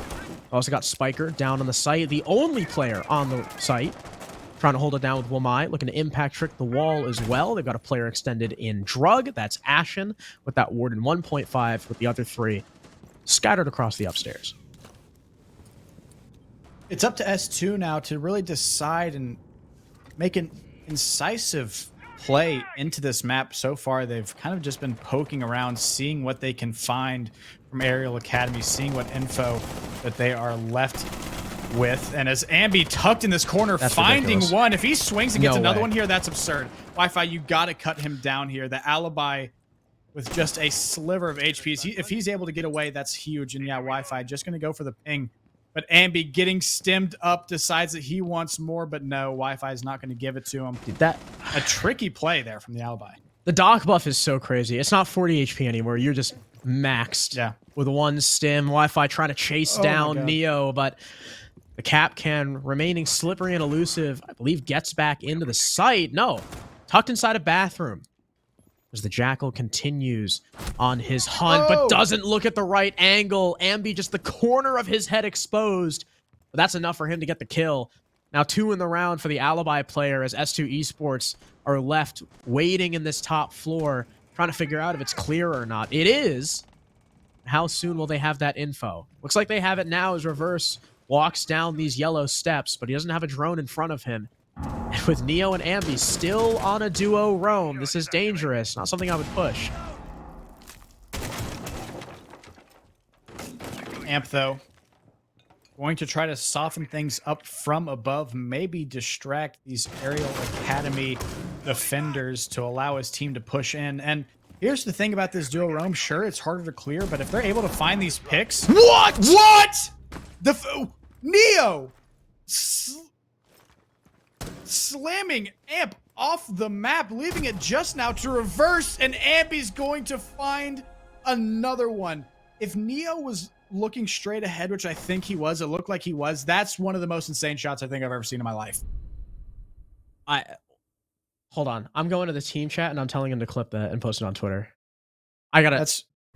That's insane. Taking another look at it here. Yeah, he just smoked him. I mean, nothing Amp could do there. He could only see his arm.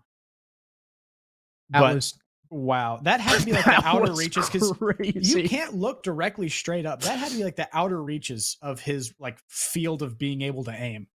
Absolutely. Insane first bullet headshot. I mean, Arial Academy showing S2 how to defend throne room. Yeah, not even defending throne. Let's not let that shot overshadow the fact that every player on S2 died attempting to either clear upstairs or clear Drug. Like they didn't even touch the site. Also, yeah, Neo got a really an impeccable shot. Ambi got 4 kills. Roaming upstairs and then sitting in Drug. And I think that was on S2 not playing together.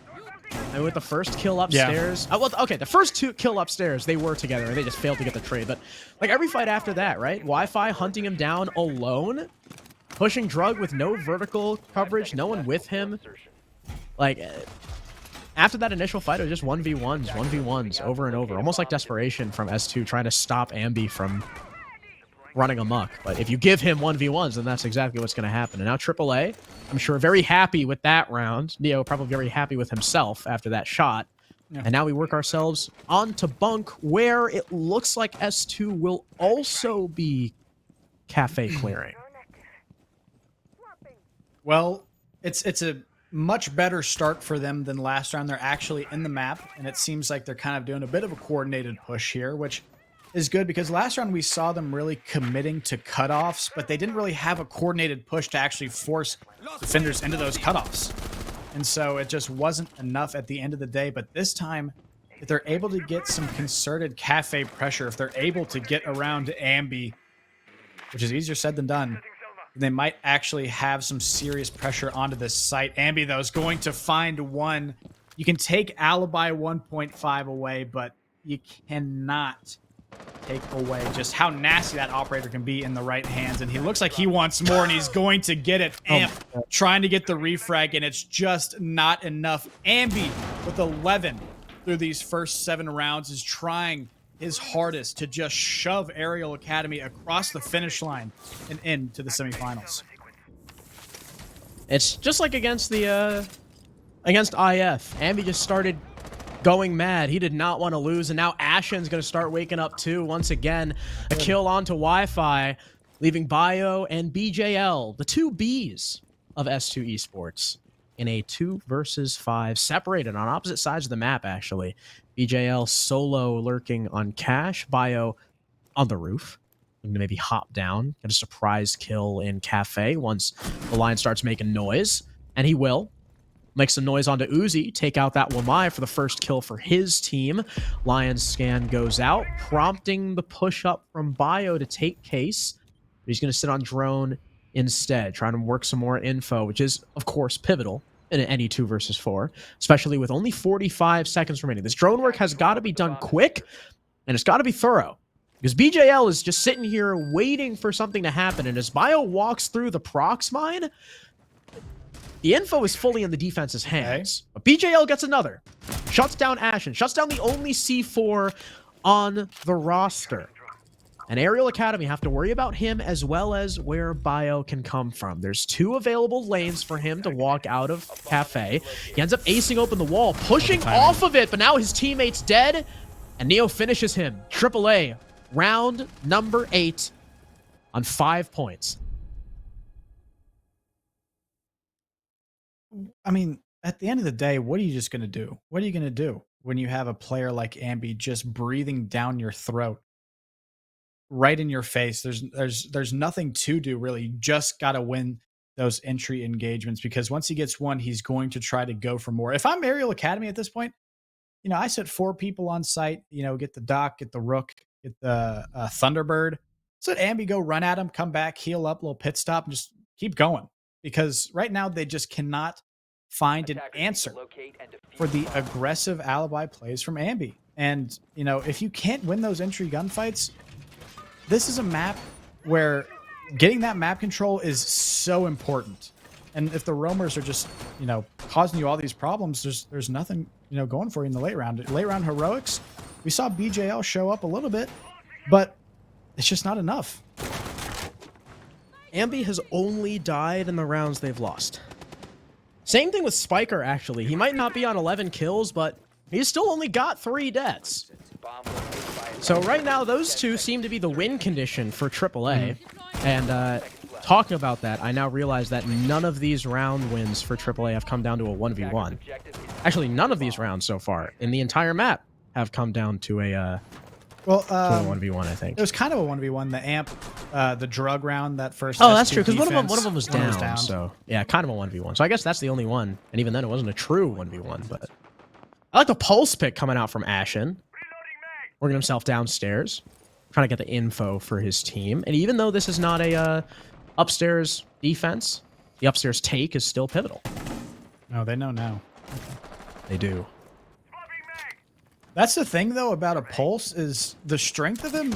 It doesn't diminish when, you know, the attack knows about you. Sure, you're strong because you can get that free nitro kill, but now that the attack is aware of, you know, that there's a pulse below, that's a huge time sink, is trying to deal with that pulse, make sure that you can effectively and safely take map control and not fall to just a wayward nitro.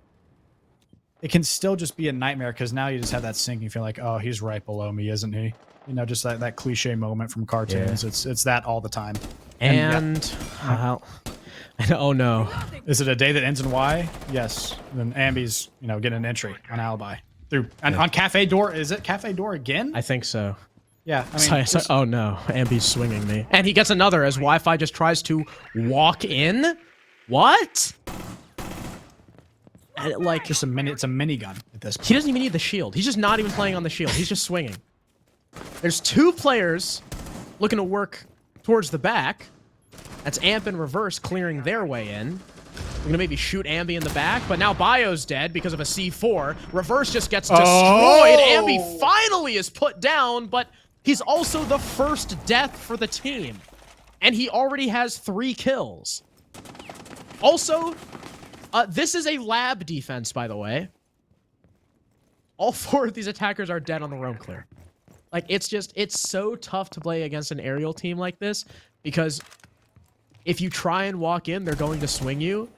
And if you don't, then, like, maybe one guy will die, and then they'll play passive, and then you just waste time. And Uzi's going to go perfect trade himself out. Like, match point, by the way. Yeah, if you're S2 Esports here, you're a team that's already burned your 1 timeout.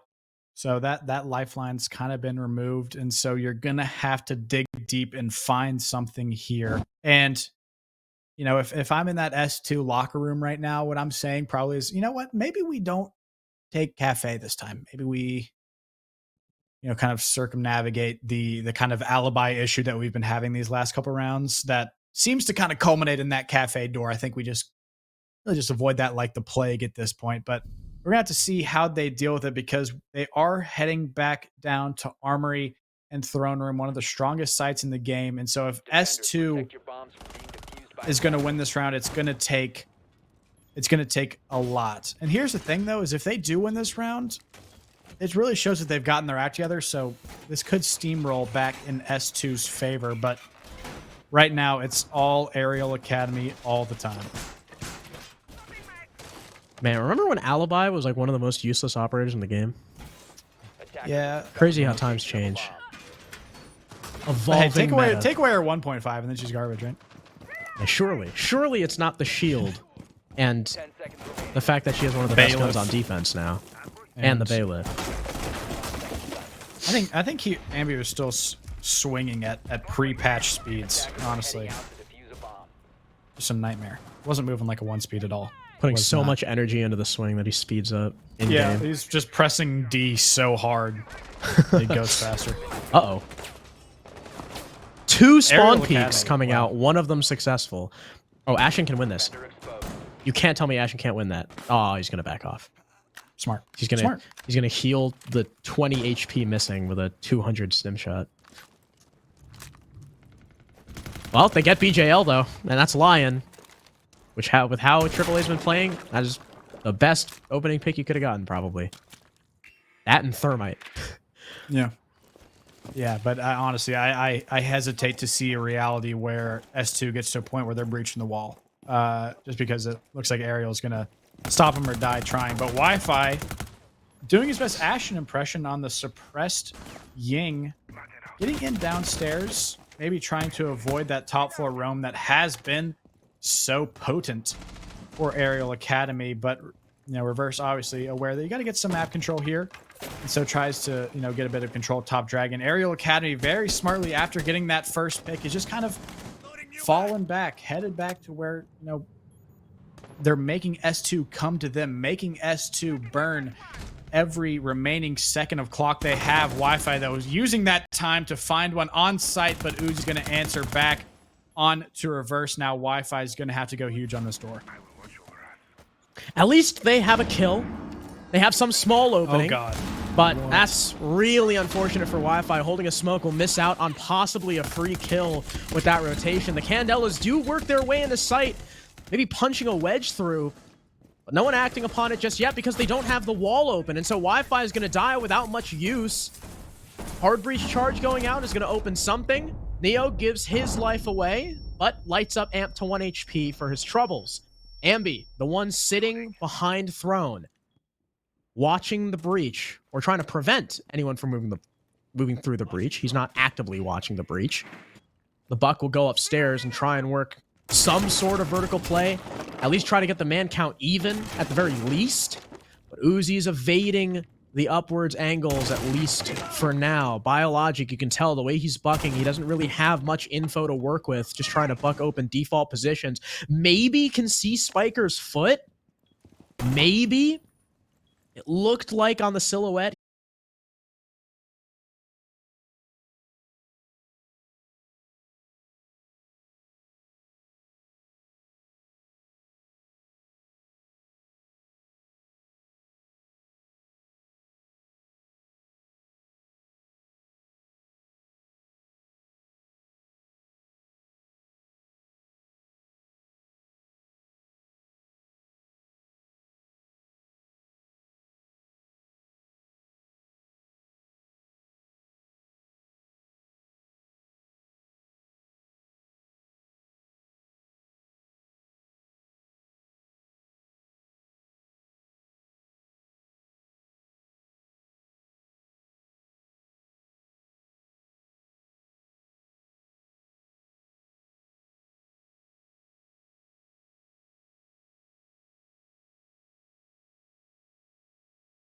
had to win Villa. You just had to, really because did. Arial Academy is a different team when it comes to theme park. One of the few teams that plays it, and I feel like it's unlikely that Arial Academy is going to get to play it again. Probably going to be banned out if I'm a betting man. That being said, though, Arial Academy with a very strong showing now, and they're going to have to keep it up because up next, I believe they have Parabellum in the semifinals. Yes. So no, a Parabellum team, by the way, that has been heating up recently. So no easy task at all. If you thought S2 was tough, just wait till the next one. But a great showing from them regardless. Especially considering LG took down AAA 2-1 and PB 2-0'd LG. So definitely have been heating up, like you said. Oh my God, there's that shot again. That was just disgusting. Incredible. I think AAA versus PB is definitely going to be a hell of a game. I'm not gonna lie, this game a bit anticlimactic. With S2's 3-0 start, I expected them to put up much more of a fight. But AAA, you know, we talked about the little mistakes really being the difference maker in the series against LG. Almost put them down in the series against IF. That was a really close one as well. But Villa was, I think, shaky, but they really, really tightened up on theme park. And if they put that performance into their next games, the one we just saw on theme park, we might see another AAA T3 final. Yeah, it's going to be interesting to see because a lot of people, when you look at Arial Academy, a lot of people are going to say like, oh, the only reason they're not in Pro League or they're not in T2 right now is just because they're not 18. And so this is really a chance for them to prove it going against a T1 team that at the moment, if there's teams that you look at in the T1, you know, scene that are beatable, you know, they're up there. Parabellum, they're not, you know, getting ready for SI right now. So I might, you know, tell you a little bit about where they're at. But Arial Academy, if there's a chance to kind of cement your legacy as one of, if not the greatest T3 team in Siege history, and I don't know what is. Yeah, the amount of talent they have on this roster is just incredible. You know, obviously the talking point for this particular map is Ambi, 15-4, 4-0 on entry. Fun fact, 3 of them being on the defense, holding down Cafe as alibi. All 3 of them on Cafe, and then the one on attack coming on a bunk round, and just no one on S2 really getting active. Amp was 7-7. I mean, he's solid as a rock. Wi-Fi 7-8, trying his best, but everyone else 5 kills or less. And up against this team like AAA, when you've got guys like Reverse, especially, he was the one I was looking to really be stepping up and heating up against AAA. I mean, he had a good map 1. He dropped 12 kills in 12 rounds. That's certainly a statement, but was largely absent on theme park. He had a couple good plays, but him and BJL especially, largely absent. And against AAA, I mean, even if it's just up against Ambi, who's shooting really well, you're going to need like 2 or 3 guys up there with him to stop him. Not to mention, you know, even though they didn't have above 10 kills, Ashen was still 8-6. Uzi was Uzi was the worst at -2. I mean, yeah. Like, it's a good problem to have. Spiker only had 3 deaths. So yeah, they just couldn't really get anything going, you know. And you talk about, you know, Reverse's impact, and maybe, you know, looking at all those gunfights that Ambi was winning in Cafe, there's a reason I think that Reverse wasn't the one taking those, trying to battle it out on Cafe, probably because he was just a little bit too smart to realize that he was just on an absolute heater. Definitely glad I switched my pick to AAA now. Big brain. Yeah. But just to find out the intricacies of that map, we've got the interview all locked and loaded. It's been a good bit. Ashen, I get to see your beautiful face again. How was that match? We're back for playoffs, I'll tell you that. We're back. Absolutely. After that LG game, I'm not going to lie, I was a little worried. But it really seemed, you know, I was talking to Ambi. He was saying, you know, the little mistakes, the tiny little holes were killing you guys. But it seems like he really tightened up. What was the biggest thing you guys were focusing on between not only the LG and IF game, but now the IF game in here? It was, well, one, right after that LG like occurrence happened with the 4v2. When the scrim, straight discipline. Straight, all right, 5v2, back to site. No more running at people. We really focused on like kind of like adapting and stuff like that, because obviously, like, you know, against JJ and like our other losses, you know, we kind of looked a little stale. So it's just really like kind of like changing some stuff up. But we're always good on being able to make a call on the fly. So like that's what we really kind of worked on in scrims. You know, it was just like focus every round. You know, like we just gotta try every round because we know no matter what, like we got the good gun skills, so we can outgun. We can outgun these people. So it's like we just get like these little adaptations and like shake off like our old stuff. You know, bring some new stuff to the table. Like we're good. Yeah, I mean, speaking of gun skill, right? You went 14-7 on map 1. Even though you went negative after the rehost, like the amount of kills you accrued before that just carried you through. So you went, if I'm adding all this up right, you went 22-13. Ambi went 24-12, I think. I mean, how do you do it? They love swinging Ambi on Cafe, but he owns Cafe, so that's their problem. I mean, we played these guys pretty much all summer during SFCL.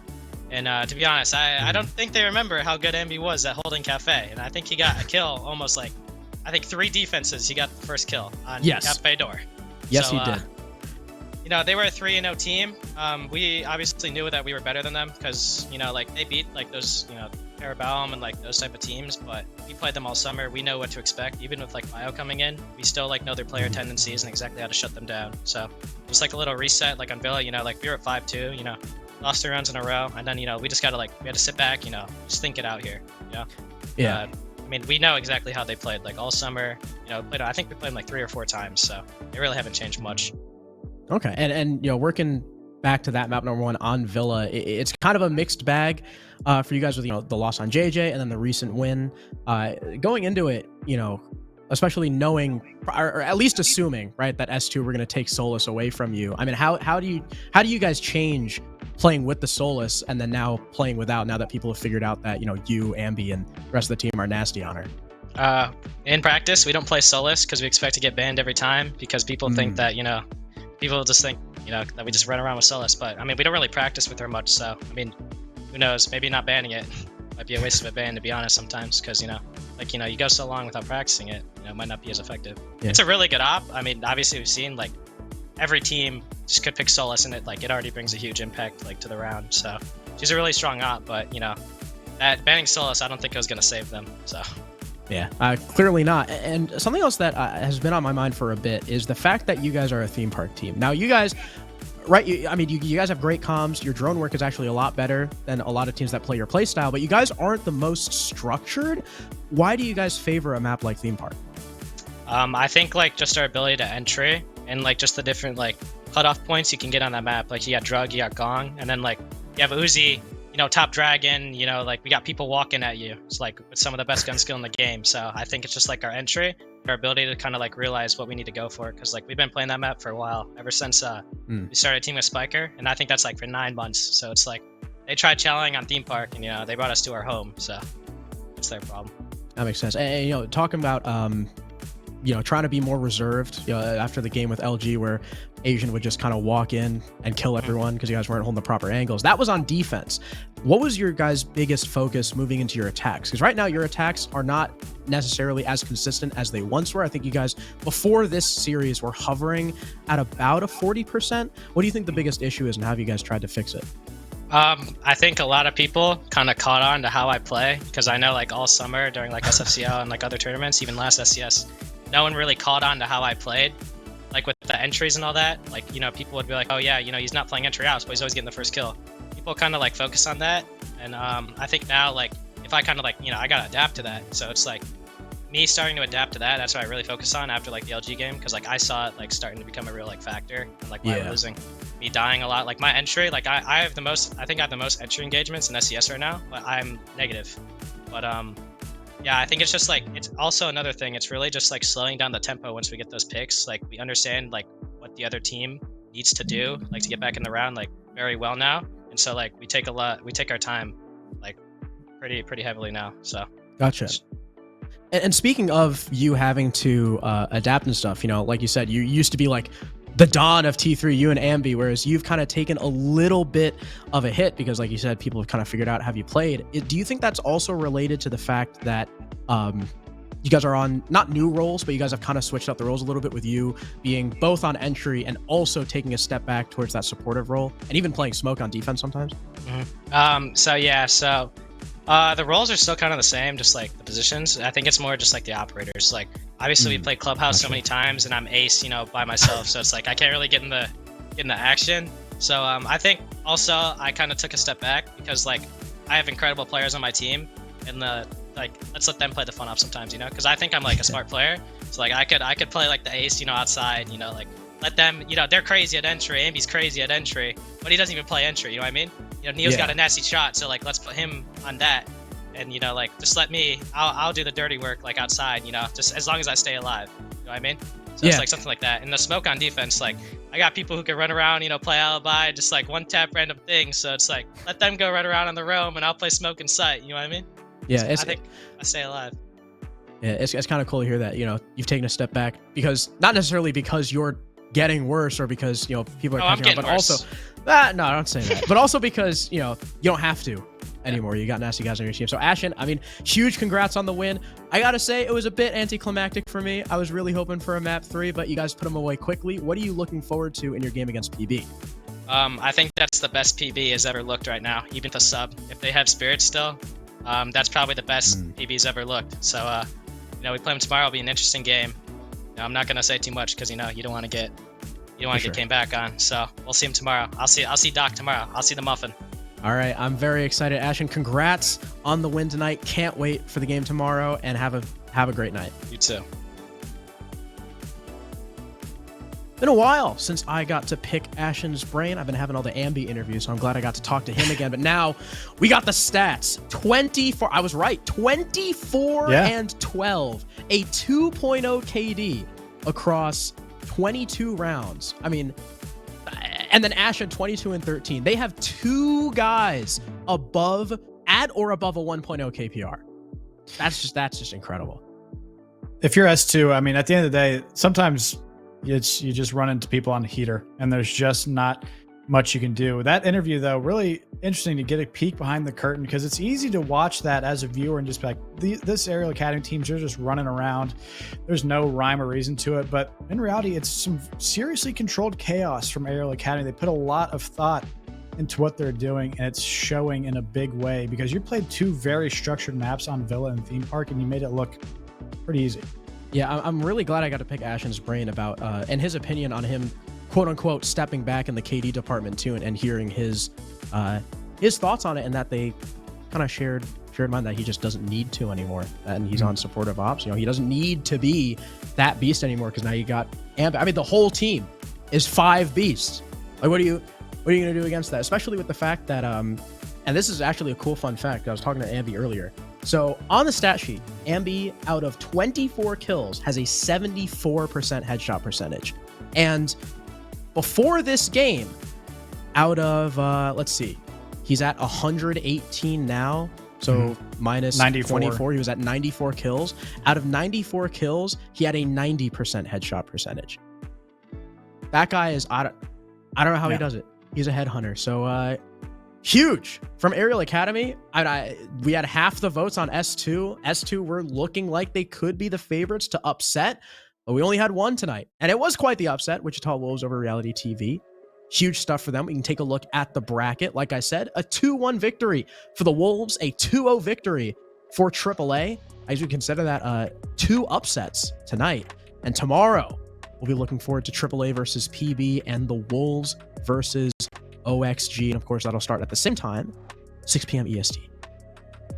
Reality TV Wichita Wolves, the only quarterfinal to take us to 3 maps, by the way. Very dominant performances from the remaining teams. And if I'm a betting man, I'm thinking we're going to see OXG in those finals. But this Arial Academy and Parabellum game, it depends on what Arial Academy we see. If we see the Arial Academy that was, falling to LG, that was, struggling to get anything going against Wichita Wolves, then we might, see just a T1 v T1 grand final. But if Arial Academy is showing up how they showed up today, then that might be in question. Absolutely. I definitely think that the scrims that Ashen was talking about, paid off, kind of playing a little bit more. Not, I don't think I'd say they were playing reserved, but certainly not playing as foolhardy as they were against LG, making sure they were still having bodies up. So huge stuff to Arial ACAT. Really looking forward to that game tomorrow. Wichita Wolves versus Oxygen, though.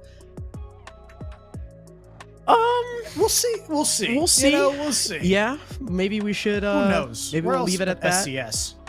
Yeah, I mean, it's SCS. They haven't played yet, so who knows what could happen? Fish might be able to. Ooh, Fish versus Newers. That's gonna be cool. I don't know. I think Fish could be that guy. I'm just saying. I also don't know which match is first. I think the AAA PB map match is first.